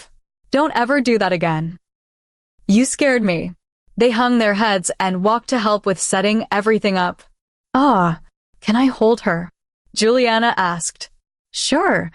I handed her over. I walked into the other room to check on the boys. They had a crib and a changing table put together. We decided that's all we'd put together since we won't be here forever. I walked over to the crib, grabbed some blankets, and made her bed. I put a tiny pillow in and went to get her. When I walked in, I saw Juliana holding Addie, and Leighton was watching her in awe. Hey, I said. Oh, hey. Hey, Race Addie. She handed her to me. Thanks. I walked her into the baby room, laid her in the crib, grabbed her bottles and formulas, and went to the kitchen. I made a few bottles and stinked them in the fridge. I put everything away, grabbed one of her bottles, and walked back upstairs. The boys were done, and everyone was in the living room. I changed her diaper and put on her pajamas. I sat down with her and fed her a bottle. She slowly fell asleep, and I put her back in her crib. I turned around and jumped. Darren was standing by the door. You scared me, I whisper-yelled. You know, he walked over to me. I can't wait till I get to see you doing that with our baby. He whispered in my ear, sending shivers down my spine. Me too. Chapter 14. 2 months later, we've been home for about 2 months now, and everyone is getting better at training. I think we actually stand a chance. I looked at everyone as they practiced, walking around. Joseph, look, you're letting your guard down. Always remain aware, I said, pointing at his mistake. He nodded and fixed it. I smiled and kept walking. I stopped as the wind blew, bringing in the scent of humans. I growled, and everyone stopped what they were doing. They all sniffed the air and looked around. Be ready, I yelled across the field. Darren, I sent it through our mind link. They're here. Darren had left about 10 minutes ago. He had packed stuff, and I told him I'd be fine. Get all the kids and untrained fighters in the safe house. No, I yelled into the pack's mind link. Then, About 150 people with weapons burst through the woods, shooting at us. Everyone started fighting, and I heard a howl from the pack house. I immediately turned and ran in that direction. When I got there, I saw 5 hunters surrounding something. I extended my claws and grabbed one by the neck, throwing him out of my way. I looked and saw 3 little kids huddled together, crying. I let out a ferocious growl, and the hunters looked at me as I jumped in front of the children and put up a force field. A look of recognition crossed their faces, and one guy smirked. "Oh, look, we have the chosen one." He laughed. "This is gonna be easier than I thought." His buddies nodded, and I growled. "When I say now, I want you 3 to run inside the pack house." I told the kids through the mind link, and they all said okay. 1, 2, 3, now. They all took off running, and I made the force field go with them, leaving me unguarded. I looked at the 2 hunters and imagined them flying backwards. They both yelled as they flew through the air, landing on top of another hunter. I put the force field around the pack house, noticing a few hunters trying to get inside. There was a loud bang from the right, and a burning pain shot through my side. I looked over at the guy who had shot me. I ignored the pain and ran over, jumping on top of him. I grabbed his throat and slammed him to the ground. He started to get blurry, and I felt the silver from the bullets start kicking in. I quickly ripped his throat out and tried to get up, only to fall back down. "Darren, I need you," I whimpered through our mind link. "I'm coming, Kaia. Hold on. Please hang on," I heard him say as I slowly faded away. Beep, beep, beep. I opened my eyes and looked around. I was in a hospital. I felt something holding onto my hand, and I looked down. Darren was sitting there with his head on the bed. He had bags under his eyes, and he looked terrible. How long was I out? He sat up and looked at me, jumping up when he saw I was awake. "Kaia," he said. "Never do that again. I missed you so much. Longest 2 weeks of my life." He mumbled the last part. 2 weeks. I shot up, gasping at the pain that shot through my side. "Be careful," he said, helping me lie back down. "They shot you with a silver bullet." I nodded. That explains why I was out for so long. "Darren?" He looked up at me. "When was the last time you actually slept for a full night?" 2 weeks ago," he muttered. My eyes got wide, and I instantly started scooting over. I patted the bed next to me, and he shook his head. "No, Kaia. I don't want to hurt you," he said. "Darren, it's hurting me more being away from you. Lay with me," I pleaded. He nodded and slowly got into bed next to me. I scooted closer to him and lay my head on his chest, closing my eyes. I opened my eyes and looked around. The nurse paid a visit. "We can leave whenever you want," Darren said as I looked up at him. I nodded and slowly started getting up. Darren jumped up and helped me stand. He led me to the bathroom and handed me some clothes. "Need any help?" he asked with a smirk. "You wish," I said while shutting the door on his face. I heard him groan, and I laughed. I looked in the mirror and almost screamed. My hair was all over the place, and I was pale. I looked dead. I dressed in sweatpants and a shirt and splashed water on my face. I forced my hair into a ponytail and walked out to where Darren was waiting. He signed me out and took me back to the house. We walked to the front door, and he stopped and carefully picked me up. "I don't want them to hurt you when we go in," he said, referring to Hunter, Darius, and Juliana. "They've all been worried. Last I was here, they decided to sleep in the living room together to wait for you to come home." I nodded and smiled as he opened the door. "Kaia," I heard them all yell, followed by their footsteps. "Be careful," Darren said as they all stopped. "We missed you," Juliana said. "Especially the little one," Hunter said, holding Adriana. She smiled and clapped her hands. I giggled as Darren put me down, and I carefully took her from Hunter. "Hey, sweetie," I smiled, kissing her forehead. I slowly walked up the stairs with her and put her in her crib before entering our room. After showering and brushing my teeth, I felt like I was again. Except for the hole in my side that still hurt like a bitch. I was lying down when Darren walked in. What happened? I asked. With what? He asked me. After I was shot. What happened? Well, he said, you saved those kids. After you were shot, the force field fell from the pack house, but by that time most of the hunters were dead. I got there about 20 minutes after you mind-linked me. There was a hunter carrying you to the woods, trying to get away. I killed him and picked you up. Once they realized how many people were dead, they retreated. They ran back into the woods and we let them leave. Zach only lost 7 people. I nodded and looked at him. Thank you for coming back. I said, I'll always come back for you, Kaia. Chapter 15. I woke up that morning and Darren wasn't there. I groaned and carefully got up. I went to the bathroom, took the bandages off, and showered. Standing under the water, I thought about all that must be done today. My pack is coming over to train today. Zach said there's enough room in the old pack house for them to stay until this is over. We now have 1 month left till the hunters arrive. While I was in the hospital, they found a rogue who was half wolf, half witch in the woods. But she's Hunter's second chance, mate. I haven't met her yet, but I will today. I already know this won't go down well with Brielle. She likes being in control.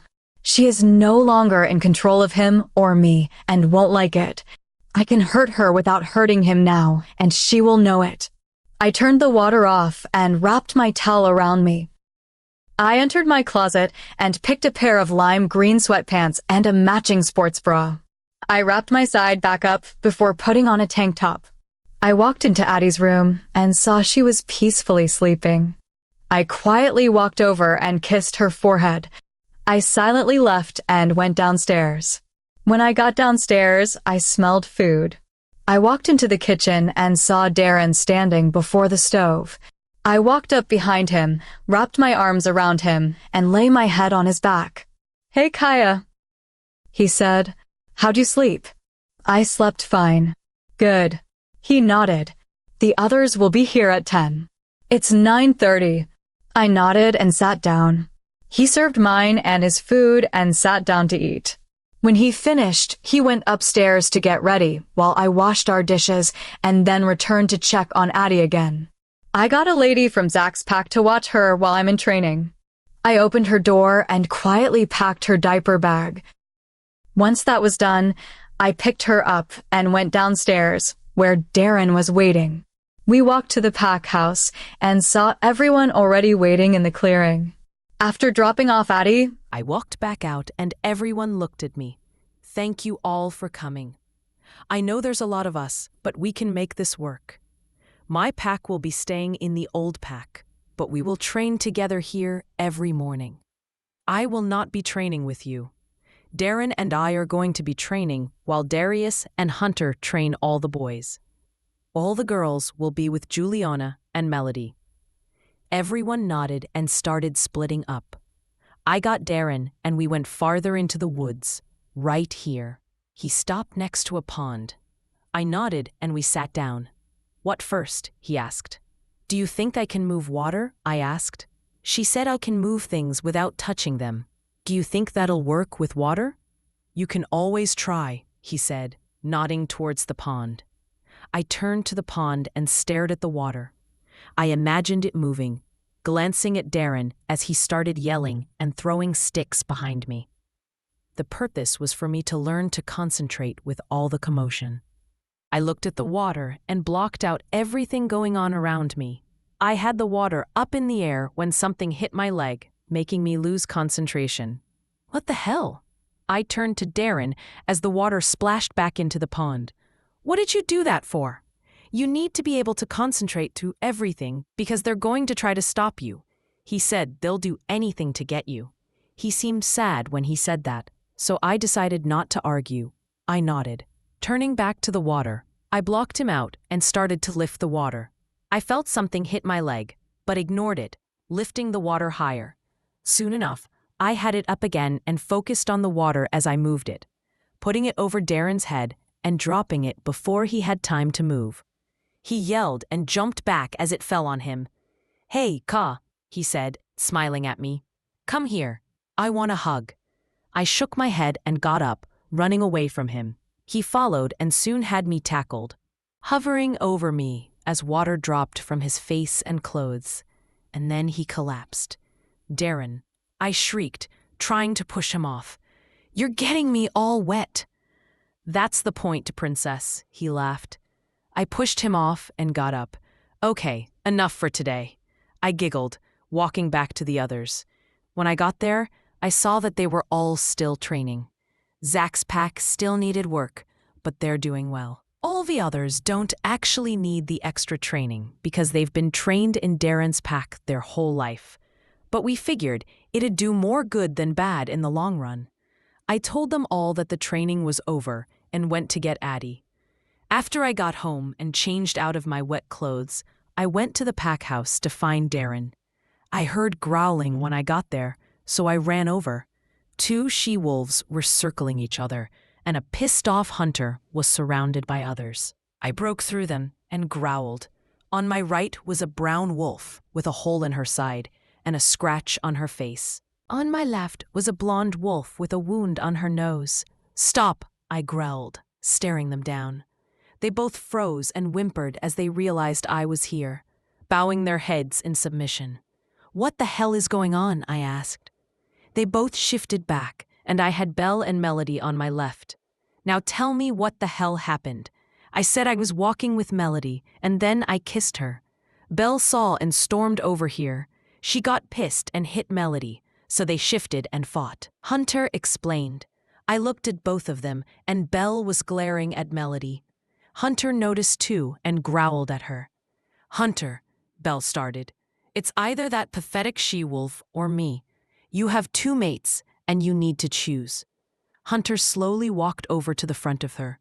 "Belle," he said softly, "I don't have 2 mates. I only have 1, and you know it." "Really? You forgive me?" she asked hopefully. He smiled at her, and Melody was on the verge of tears. Hunter backed up a little bit and chuckled. "I only have 1 mate, Belle. You rejected me and claimed your mate. Melody's mine." He turned and she ran into his arms. Belle looked so heartbroken that I almost felt sorry. The key word being almost. After all she's put me through, I can't bring myself to apologize for her. "Fine. You can have that ugly, pathetic she-wolf."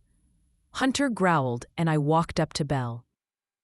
"Don't ever disrespect my female beta again," I growled. She stormed into the pack house and the rest of us went back to the guest grounds. Chapter 16.2 months later, Ka's dream state. Before me stood the moon goddess. I was called here when I fell asleep. It's been 2 months and we have been on high alert, waiting for the hunters to arrive. Everyone is as ready as possible, and Darren's pack and I have moved into the old pack house. Keeping both packs in one territory is hard, but it's working. As soon as this is over, we'll return home and everything will be fine again. Hopefully, my child, the moon goddess words snapped me out of my thoughts. I have brought you here to warn you. There is a traitor amongst you. "Who?" I growled. "I'll kill him." "That's the problem, child," she spoke. "You can't exactly kill your first mate. Zach, the one who rejected me, the one who put me through so much pain. He's a traitor. I shouldn't be shocked, but this is his pack's life. He should care." I looked up, and the moon goddess gave me a sympathetic look. "You must go. My child, you cannot let him know that you're aware of this. Use it to your advantage. Don't let your hatred get in the way." Everything started fading away till it was all dark. I woke up, covered in sweat. When I picked up my phone, I saw that it was 2 a.m. I sat up and quietly got out of bed. I walked downstairs to the kitchen, opened the fridge, and pulled out the milk and chocolate syrup. I sat at the counter and thought about everything. I hadn't realized I was crying until a tear hit the table. Zach is a traitor. He's betraying us all. I can't do anything about it either. I feel helpless and alone. I don't want to burden Darren with all of this, so I continue crying. I put my head in my hands and let out a sob. My life is so messed up. I have an ex-mate who is a traitor. I'm supposed to stop this war. People are going to die because of me. I was so distracted by my thoughts that I didn't know someone had come in until I felt a hand on my shoulder. I immediately recognized the sparks and leaned into his touch. "Come here." Darren picked me up and put me on his lap. "Tell me what's bothering you." I can feel the stress and sadness through the bond. I looked up and he wiped my tears. "Zach is a traitor," I whispered. "The moon goddess called me to her and told me that he was. She said I couldn't do anything but use it to my advantage. I don't know what to do anymore. So, why are you sad?" he asked. "Is it because he's your real mate and he's betraying you?" "No, Darren, I love you. He's not my mate, you are. That will never change. I just didn't want to burden you with these issues, and people are going to die because of me." I whispered, "Ka, I love you too. I love you so much. If I ever lost you, I'd lose myself. I want you to come to me with these things. I want to help you." I nodded my head and he held me close. I snuggled into his chest even more and calmed down. The last thing I remember thinking was how safe I felt before I fell asleep. When I woke up the next morning, Darren wasn't there. I got up, grabbed my clothes, and walked to the shower. When I got out, I looked at the time and saw that it was past training time. I overslept, and he let me. I quickly threw on my pink sweatpants and the matching sports bra and ran downstairs. I grabbed an apple and ran to the clearing on my way out. I finished my apple on the way there and threw it in the woods. When I got there, I was out of breath and saw that everyone was already there. I saw Darren and walked over. "Darren," I said, "why did you let me sleep so late? You were tired." He defended himself. "You had a long night. Don't worry. I dropped Addie off at the pack house and Juliana is taking care of the girls." I totally forgot about Addie. Damn it. I nodded and went to where the girls were. When I walked through the trees, I saw Juliana up front trying to talk, the key word being trying. Zach was talking and ignoring her. I could see my pack was irritated, so I went to Juliana and she smiled gratefully at me. "Shut up," I yelled, gaining everyone's attention. Juliana was trying to talk, so shut up. "I don't think you guys understand that you could die. These hunters will have no mercy. They will kill you without hesitation. All you are to them are animals, so knock this stupid off." Slowly, the girls nodded and gathered in a circle. "Now let's begin training." After a few hours of training, I returned to the house and showered while Darren went to get Addie. I promised Juliana and Melody I'd go to the mall with them, so Melody could get clothes and stuff. After showering, I put on a pair of ripped jeans and a black shirt. I slipped my black van on and went downstairs, grabbing my keys. "Juliana, Melody," I called up the stairs. "Coming," they yelled back. "I'll be in the car." I walked outside and started the car as I waited for them. Ding! I pulled my phone out of my pocket and opened my messages. Opening the message that Darren just sent me. "I'm taking you somewhere special tonight. Juliana knows where it is and what's happening, so she can help you. See you at 6 o'clock. I smiled and put my phone away as Melody and Juliana came outside. "Let's go!" Juliana yelled as they got in. When we got there, I followed them into the stores they wanted to, not really needing to shop for anything. Then I remembered Addie had knocked my curling iron on the toilet, so I got a new one. We had been here for 3 hours and I had forgotten about my date until Juliana reminded me. "You need a dress," she said, pointing at me. "Oh, I do," I mumbled. They laughed, took me into a store with dresses hanging up everywhere, and began grabbing dresses. After about half an hour, I had tried on 23 dresses, and it was 4:30. Juliana handed me a few more and pushed me into the changing stall. I had tried them all except one, and I hated them all so far. I put it on and walked out, showing the girls. They both smiled and nodded. It was plain gray with a crisscross pattern on the back. It reached about mid-thigh and had quarter sleeves. After buying the dress and a matching pair of heels, we decided to return to the house. Once I got home, I went to the kitchen, got some cookies, and went to my room. I laid the dress on my bed and sat in the desk chair.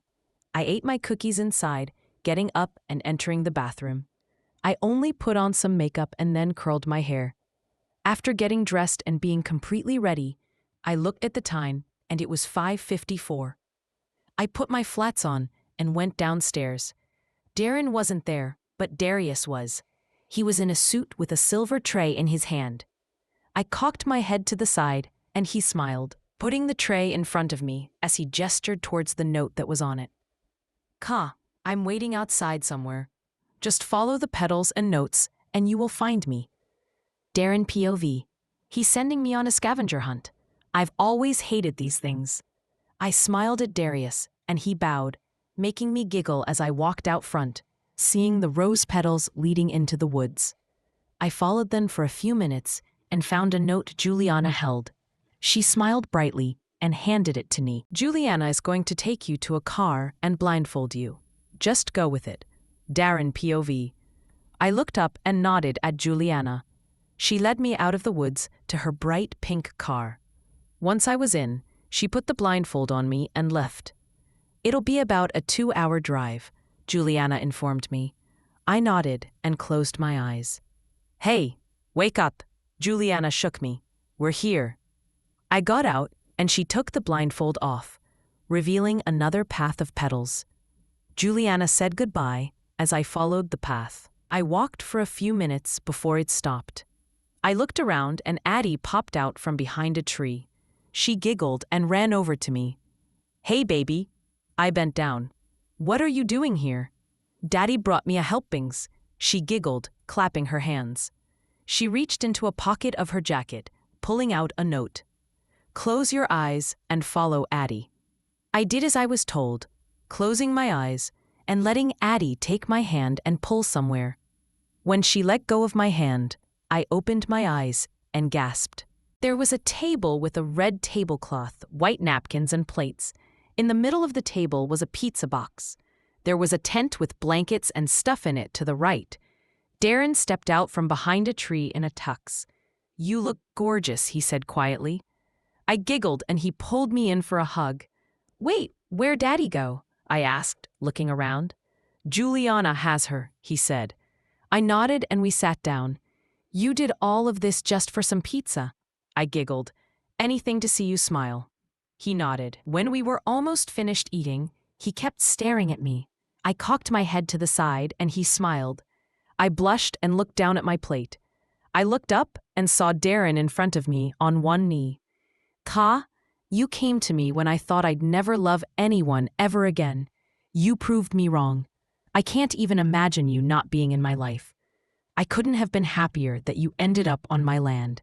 From the moment I laid eyes on you, I knew you had to be mine. Will you make me the happiest man alive and marry me?" "Yes," I squealed and flung myself into his arms. He picked me up and spun me around, kissing me.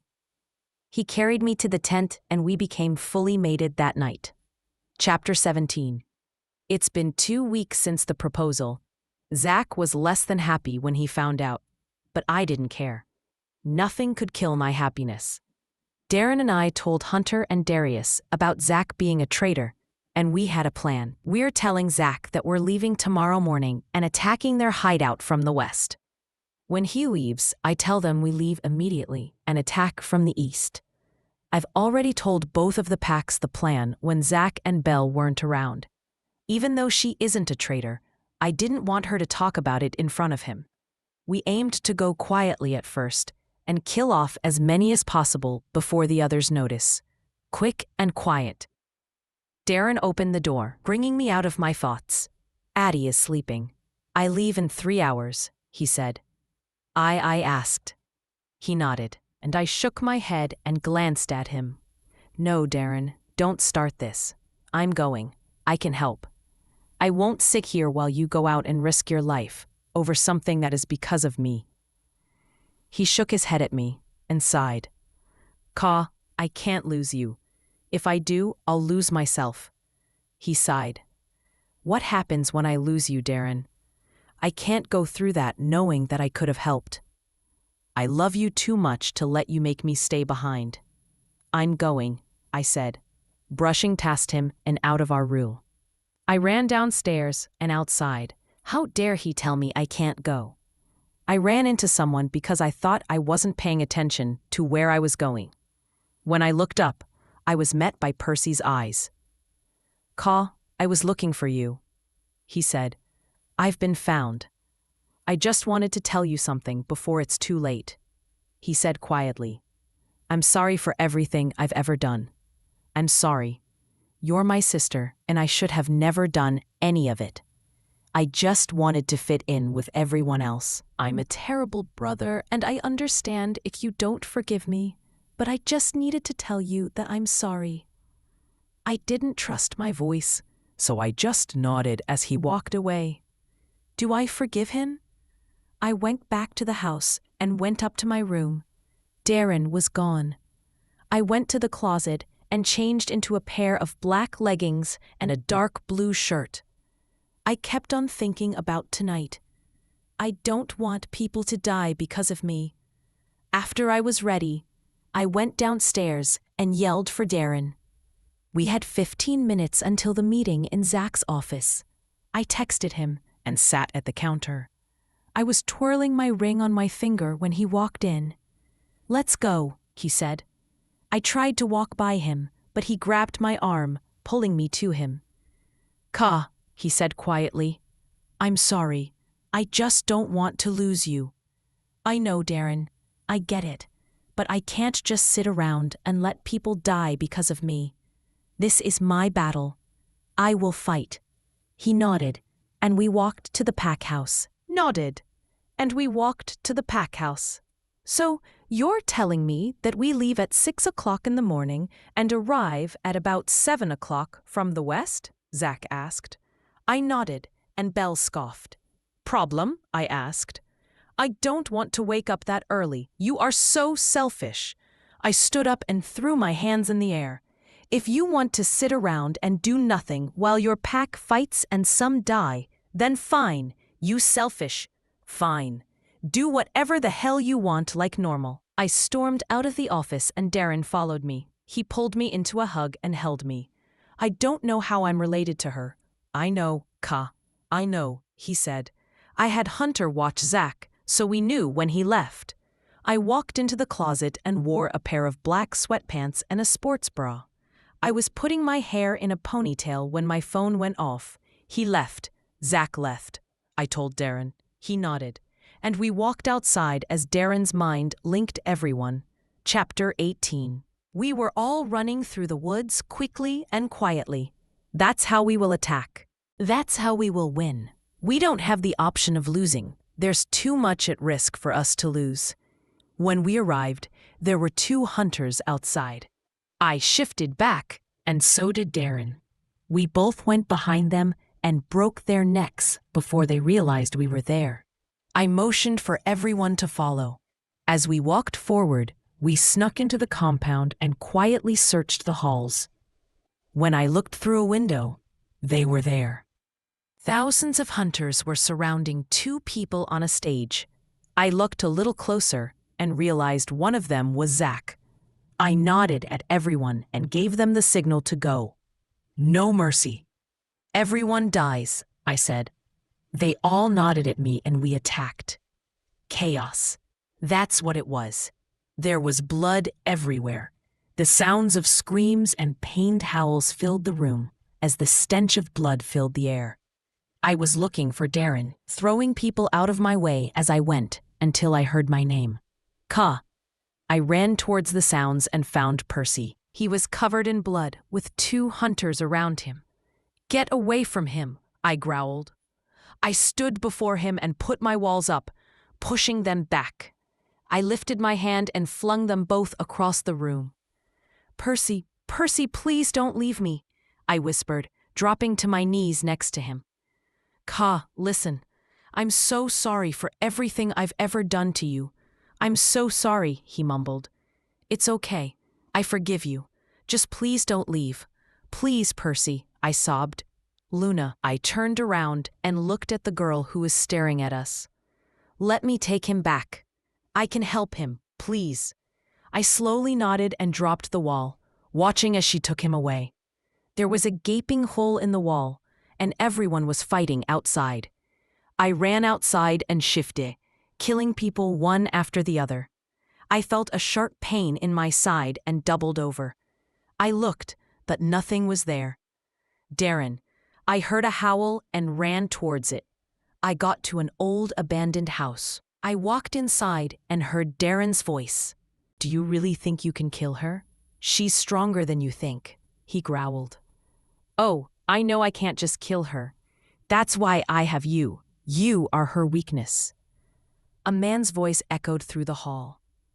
That is where you are wrong.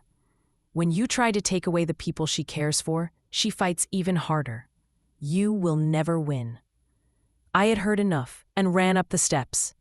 There was a guy in jeans and a black shirt with a gun in his hand standing in front of a tied-up Darren. He was tall with blonde hair and brown eyes. Let him go, I snarled. So I see our guest of honor has arrived, he cackled. Let me introduce myself. My name is Olar, and I will be your host. I stomped over to him slowly, and he backed up. Well, there I will kill him, he threatened, holding the gun up at Darren. I growled, but stopped. That's a good girl, he said. I was looking at the gun, trying to find a way out of this. Darren can't die. I can't lose him. Let him go. You want to talk? Here I am, I growled. He laughed and shook his head. You see, I know how strong a mate bond is. It will kill you to see him hurt. He's dragging you down. Why don't I just get rid of him now? Cut the dead weight. He smirked. I growled and looked at Darren. He had a bullet in his arm and blood was running down his face from being hit. I felt him pushing on the mind barrier, so I opened my mind to him. I am going to count to 3. When I get to 3, you run. He plans on killing you, he said. If I run, he will kill you. I can't lose you, I pleaded. You are running. He told me he was serious. 1, Darren began counting. 2, Thrash. Shut up. I'll cut him off. I will shoot if you say one more word, he yelled. I took this opportunity to lunge. While he was distracted, I grabbed the gun and aimed it at the floor. As he pulled the trigger, he kicked me off, and I put my wall around Darren. He wiggled, trying to knock the rope off. I looked at Oleg, and he was trying to get up. I walked over and kicked him across the room. I jumped on him and hit him until I felt a pain in my chest. I gasped and stood up. The wall fell, and Darren had gotten the ropes off. I stumbled back and gripped the wall. My vision blurred, and I knew what was happening. Zach, I whimpered. I saw Ulk reach for the gun. I tried to move, but I couldn't. Darren jumped for him, but it was too late. I heard a bang before it all went black. Chapter 19. Beep, beep, beep. That's all I could hear. That's all I've heard for the past hour. I've tried moving, but my body feels like it's filled with cement. I can't open my eyes either. I've heard Darren so, as bad as it sounds. It reassures me that he's okay. Ka, please, he pleaded. Open your eyes. I can't live without you. I love you with all as my me. You make me the happiest guy on earth. Please, Ka, I need you. I need you too, I whispered as I finally managed to open my eyes. He looked at me and wiped the tears from his face. You're alive, he said, quietly smiling. I love you. I love you too. I smiled. Water. He nodded and walked to the sink, grabbing a cup, filling it with water, and carrying it over to me. I took the cup and brought it to my lips, drinking it all quickly. Darren, I looked up at him. Yes. How long? How long was I asleep? Oh, 3 weeks, he said. Is Percy okay? I asked. Yes. His mate helped heal him. His mate. I questioned. Yeah, her name is Hope. When we attacked, she managed to escape. The hunters were holding her captive, doing tests on her. She has wolf in her. She can't shift. Her mom and dad are part wolf, part witch. Their witch gene is stronger, he explained. I nodded before looking at him. Is everyone okay? I asked. Well, he said, taking a deep breath. Not everyone, Zach, I said, remembering the pain I felt before I blacked out. Yes, he nodded. No one from our pack died. 11 did from Zach's pack. One of them was Belle. I nodded slowly as I stared at the wall. He sat beside me on the bed and put his arm around me. Belle is dead, my only sister gone. A tear ran down my face and he pulled me closer. Why does it hurt so much? I whispered as tears cascaded down my face. She was so mean, yet it hurt so bad. I gripped his shirt tighter as he pulled me onto his lap. I know, Princess. I know it hurts. I am so sorry, but I am always here. I always will be. He grabbed my left hand, pointing to his ring. This shows it. You are mine forever and always. I pulled him to me and kissed him. Darren. He looked at me. I have to pee. He laughed and helped me to the bathroom. After I got dressed, I was cleared to leave, so I went to see Percy. Darren took me to the pack house, and I found him in the living room talking to his mate. As soon as I walked in, his head shot up, and he ran over to me, pulling me to him. You're okay? He yelled. Yeah, I'm okay, I said. He looked at me with tears, and I knew he was thinking about Belle. I nodded, and he held me tighter. Why don't you tell me who the jealous girl is? I whispered, looking over his shoulder at the girl who was glaring. He let go and waved her over. This is Hope. He put his arm around her. My mate, he proudly stated. I smiled and stuck out my hand. I am Ka, Percy's sister. Nice to meet you. She took my hand and smiled as relief washed over her face. I've heard a lot about you, she said. After I left them, I went outside to see everyone. 2 heavy people immediately tackled me. I grunted and pushed them off me. Look, I missed you guys too, but try not to kill me. I laughed. They both nodded and hugged me. I was with the boys and Addie for a few hours before I went to get Darren for dinner. I found him on the phone in our room. I walked in quietly and listened. She's our child. You cannot have her. She is mine, he snarled. It's war then, he growled before hanging up. He looked up at me and shook his head. Addie's mom, Liliana. She belonged to a pack, but no one knew she was half-witch. Her old pack found out and they want Addie. This is the 3rd time their alpha has called, he said. Our luck is non-existent. I mumbled, shaking my head. Is Addie asleep? I asked. Juliana has her? He said. I nodded and walked down the hall, knocking on her door before entering. Juliana yelled, leaping over Addie, who was playing with dolls on the floor. She pulled me into a hug and I smiled. How is she? I asked, looking at her. She's gotten so big. She missed you, Juliana said. Addie, I said. She looked up and smiled, stumbling to her feet and running over. I misses you, she yelled, holding on to my leg. I missed you too, I giggled, picking her up. I was sitting in my room packing our bags while Addie played with her toys on the floor. Darren explained the situation to our pack members, and we decided that this was our war with our pack. So we were returning to our territory. Everyone agreed that Leighton and Juliana should stay and take over Zach's pack since they no longer have an Alpha or a Luna. Let's go to bed, I said, picking up Addie and taking her to her room as she yawned and nodded. I laid her down and went back into my room.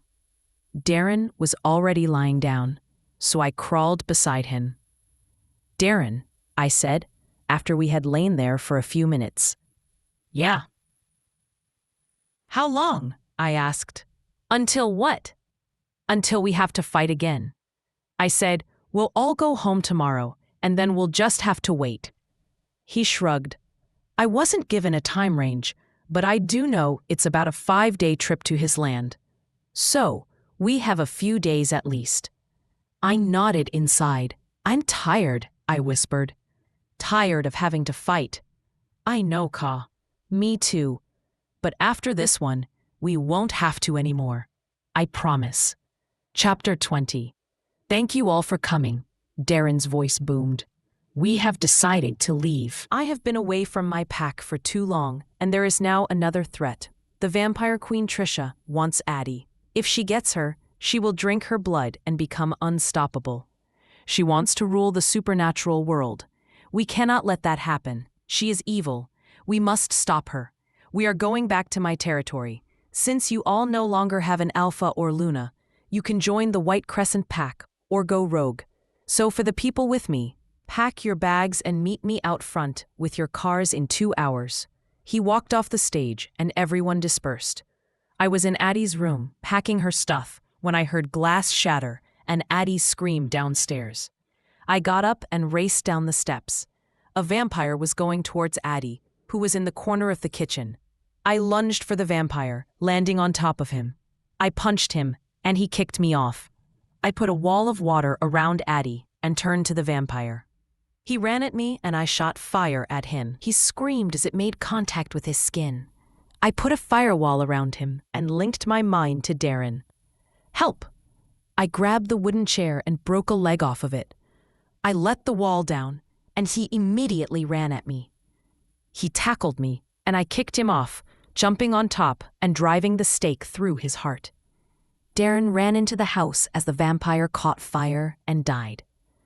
I ran to Addie and dropped the water wall.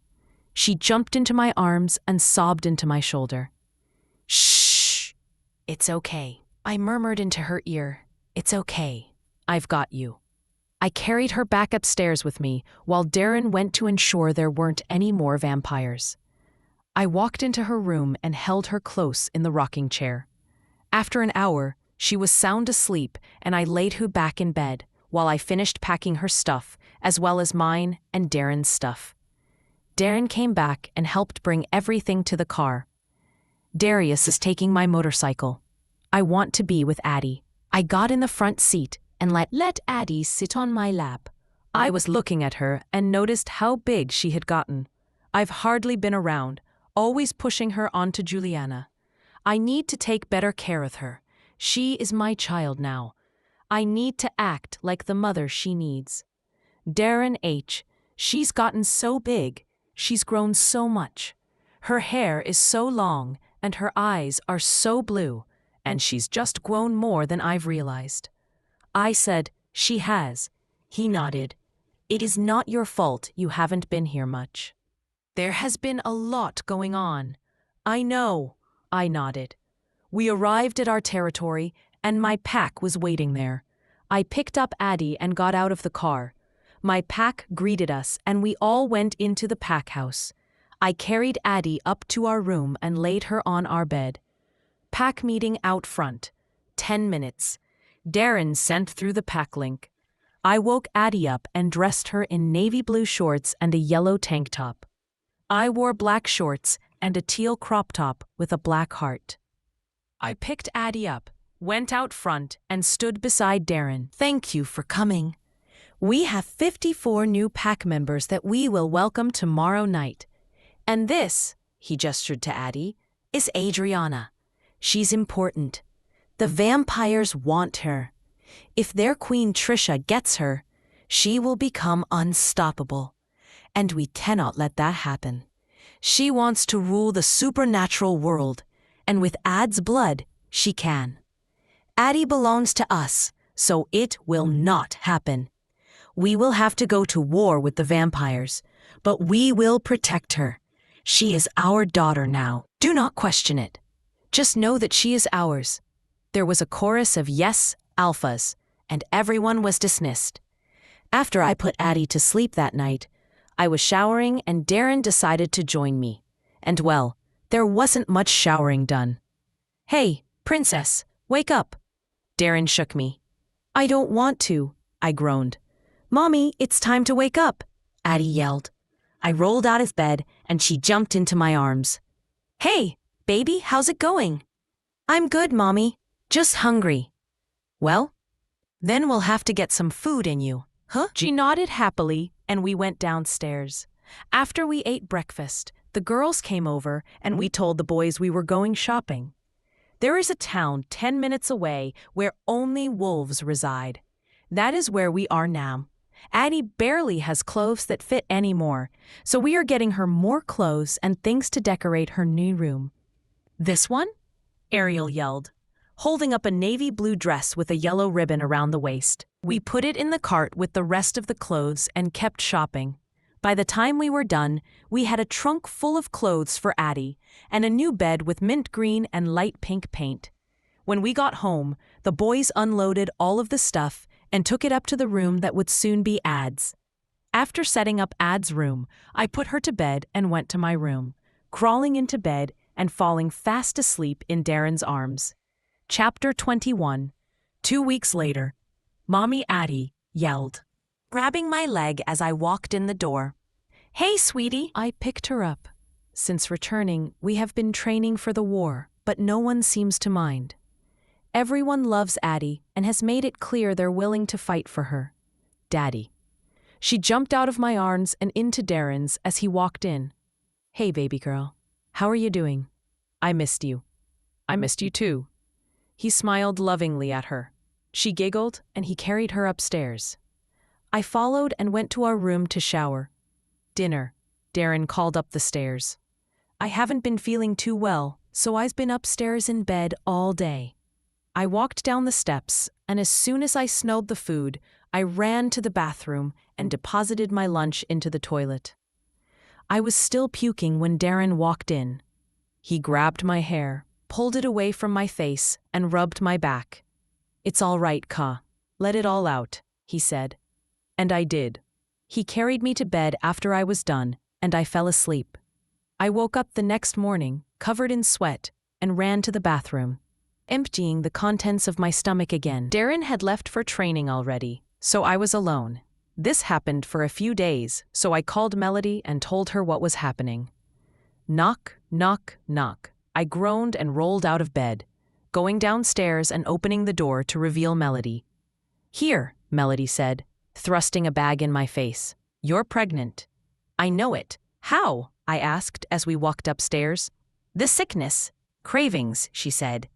Now go pee on the sticks, she said as we walked into my room. I groaned and walked into the bathroom. How much longer? I asked. It's been 1 minute, Melody giggled. Impatient much? Only 4 more to go.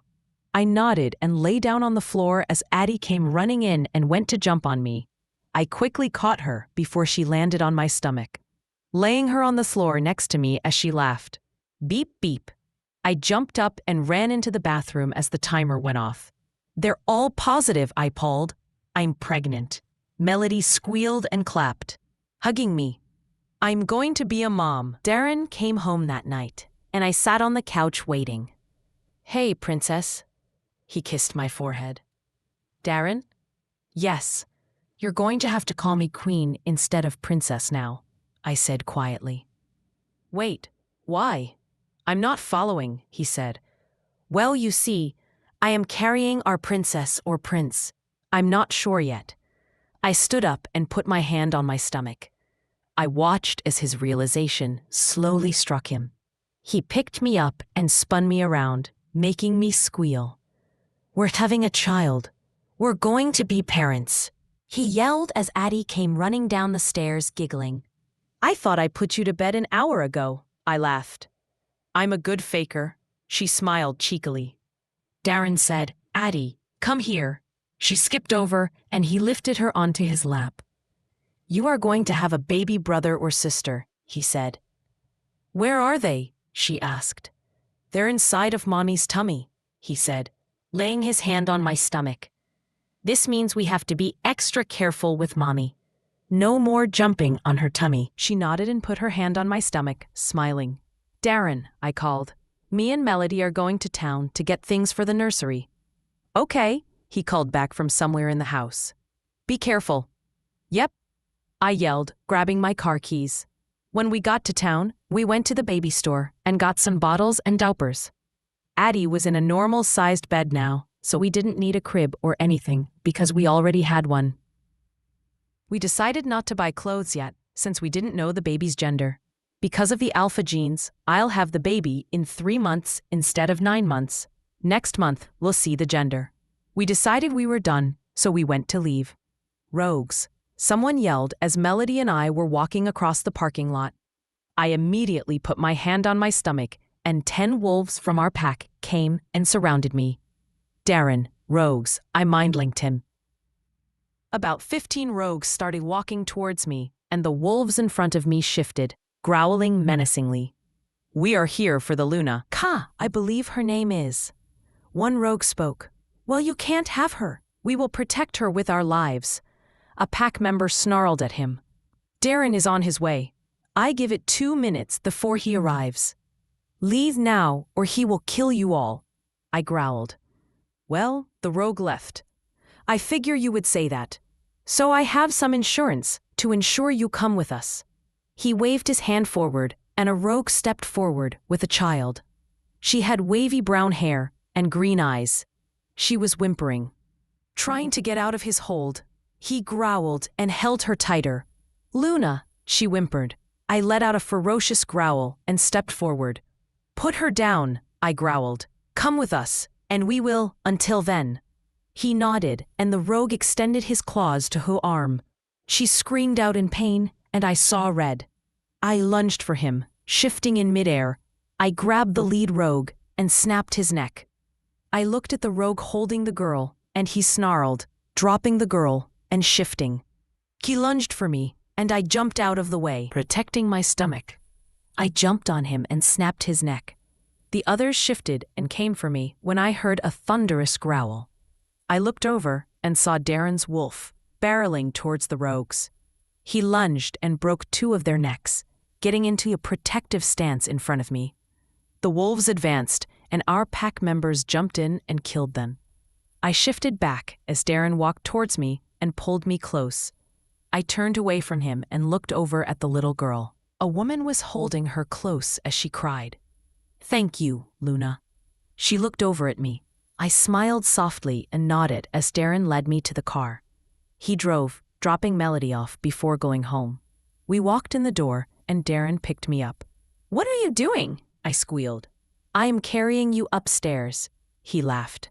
He sat me on the bed and went to start the bath water. I got up and walked into the bathroom. He smiled at me, and I undressed, slipping into the water. He sat on the floor and massaged shampoo into my hair. This is nice, I mumbled. He chuckled at me and washed the soap out. After I got out, we climbed into bed, and Darren pulled me to him, putting his hand over my stomach as we fell asleep. Chapter 22. 1 month later, Luna Alpha were under attack. A warrior came bursting into our room. I jumped out of bed as Darren got up. We found out yesterday that the baby was a boy. I'm now only a month away from giving birth. I ran into Ad's room and scooped her up to Darren's office, where the secret tunnels were located. I put my fingerprint on the pad behind a picture frame and watched the bookcase flip, revealing the tunnel. I ran in, and it shut behind me as I ran down the tunnels. Addie was whimpering and snuggled up to my shoulder. I kissed her forehead and ran even faster. After a few minutes, I reached the end of the hall, typed in the password, and opened the door. I ran inside and shut the door behind me. I looked around at all of the women who couldn't fight and the children who were too young. They all looked at me, and I nodded. I went to the far back corner and sat down, pulling Addie close. Darren's POV. As I fought off the wolves, I could only think about protecting my beautiful mate and child. I fought off wolf after wolf, snapping their necks until they stalked. I shifted as their alpha came up to me looking furious. I looked around at all the dead wolves. There was a total of 20 left standing, and none of my pack had been hurt. Surrender or I will kill the rest, I threatened. Never. He lunged at me. I quickly reached out and grabbed him by the neck, slamming him onto the ground. I growled and snapped his neck. My pack had finished the rest of them, and I stood up. The war was over. We won. I ran into the safe room, and Ka jumped up and ran into my arms. "They're gone, princess. We're safe," I mumbled. She sobbed into my shoulder, and I held her tight, whispering soothing words to her. She pulled back and looked me over, making sure I was all right. Addie came running over and jumped into my arms. "Hey, sweetheart, it's all okay now. No more bad people," I whispered as she clung to me. 1 month later, Ka's POV, I woke up in Darren's arms and snuggled closer to him. This past month has gone by quickly. We have the nursery all prepared, and the baby is due any day now.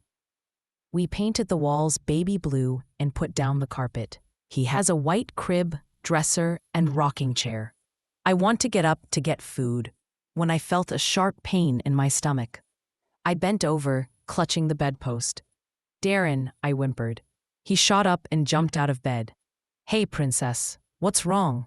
he asked, helping me stand straight. My stomach it. I was cut off when I felt water running down my leg. I looked at him with wide eyes. "My water broke," I whispered. He minted melody, grabbed my overnight bag, and picked me up, running to the car. Juliana followed us to the PAC hospital with Addie. When we got there, he picked me up and ran inside. They already had my room ready, and he put me in bed, holding my hand and letting the doctors do their job. 2 hours later. "I am going to kill you, Darren," I yelled. "If it weren't for your little swimmer, we wouldn't be here." "Okay, Luna. I need you to push one last time." The doctor spoke. I pushed as hard as I could, and I heard my baby's cries. I tried to catch my breath as Darren smiled softly. They cleaned him off and handed him to me. I smiled at him, and he gave me a baby smile. Darren laughed, and they brought everyone in. After everyone took turns holding him, Darren and I told them the name we decided on. "Pice Andrew Thomas," I said proudly. Everyone smiled and Melody cooed at him. Addie walked up and climbed onto the bed. "Hello, Pierce," she said to him. "I'm Addie. I'm your big sister. Don't worry. I'll protect you." She held her finger up, and he wrapped his hand around it. I didn't realize I was crying until Darren wiped the stray tear off my cheek. I looked up at him and smiled. "I love you." "I love you too, princess." I looked back down at my children, and I have never been happier than I was in that moment. 1 week later, I was in my room getting ready for bed when I heard Pierce's door open through the baby monitor. I picked it up and heard Addie's voice. "Hey, Pierce, it's Addie. I just wants to juck on you." She sighed. "I'm happy you're my baby brother. I'll always protect you no matter what, like Daddy protects Mommy all the time." "Well, good night, Pierce. Have sweet dreams." I heard a kissing noise, and then the door opened and closed. I wiped the stray tear that fell down my cheek as Darren exited the bathroom, pulling me close and snuggling into bed. I sighed in contentment and fell into a peaceful sleep. Epilogue, 10 years later. "Mom," Adriana yelled from upstairs. "Yes," I called back. "Tell Pierce to give me my phone." She sounded irritated. "I'm trying to talk to Lucas." Lucas was her boyfriend. I don't think they're mates, but she likes him. They won't be able to tell until they're 16 next year. "Pierce," I yelled, "give her back her phone." I heard a, "Yes, Mummy," and then Ad's door shut. Pierce came running down the steps and jumped onto my lap. "Hey, wow, careful, baby. Sarah, remember?" I said, rubbing my round tummy. He smiled and nodded.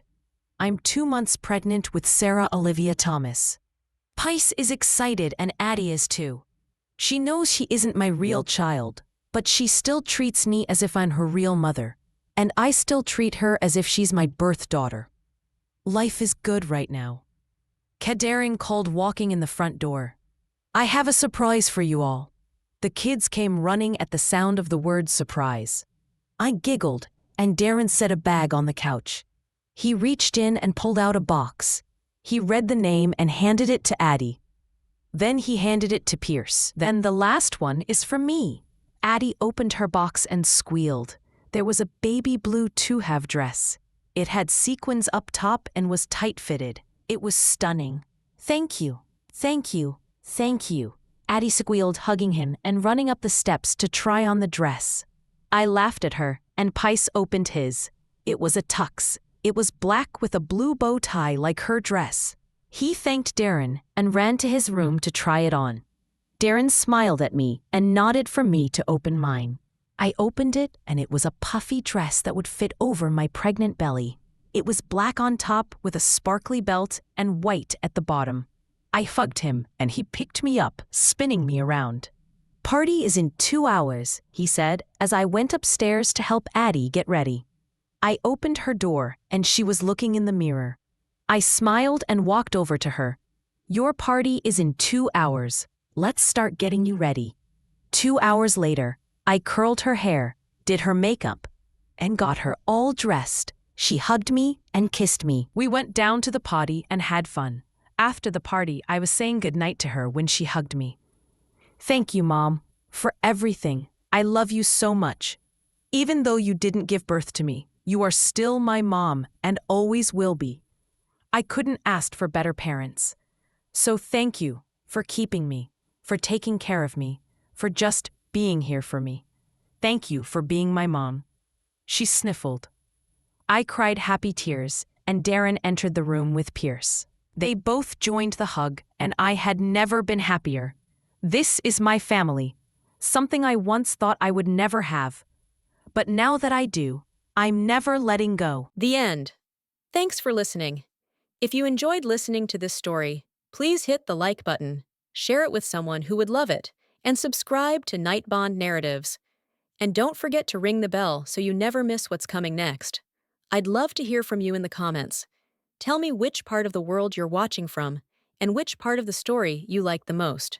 Creating a full-length audiobook video takes a lot of time and effort, so if you notice any small ambiguities, please be kind and forgive them. Your support truly means the world and motivates me to keep bringing you more stories. Thank you for listening all the way through. If this story kept you on the edge of your seat, hitting that like button really helps the channel grow. And now I want to hear from you. What was your favorite moment of justice or drama in the story? Until next time, stay warm and keep enjoying the tales of Nightbond Narratives.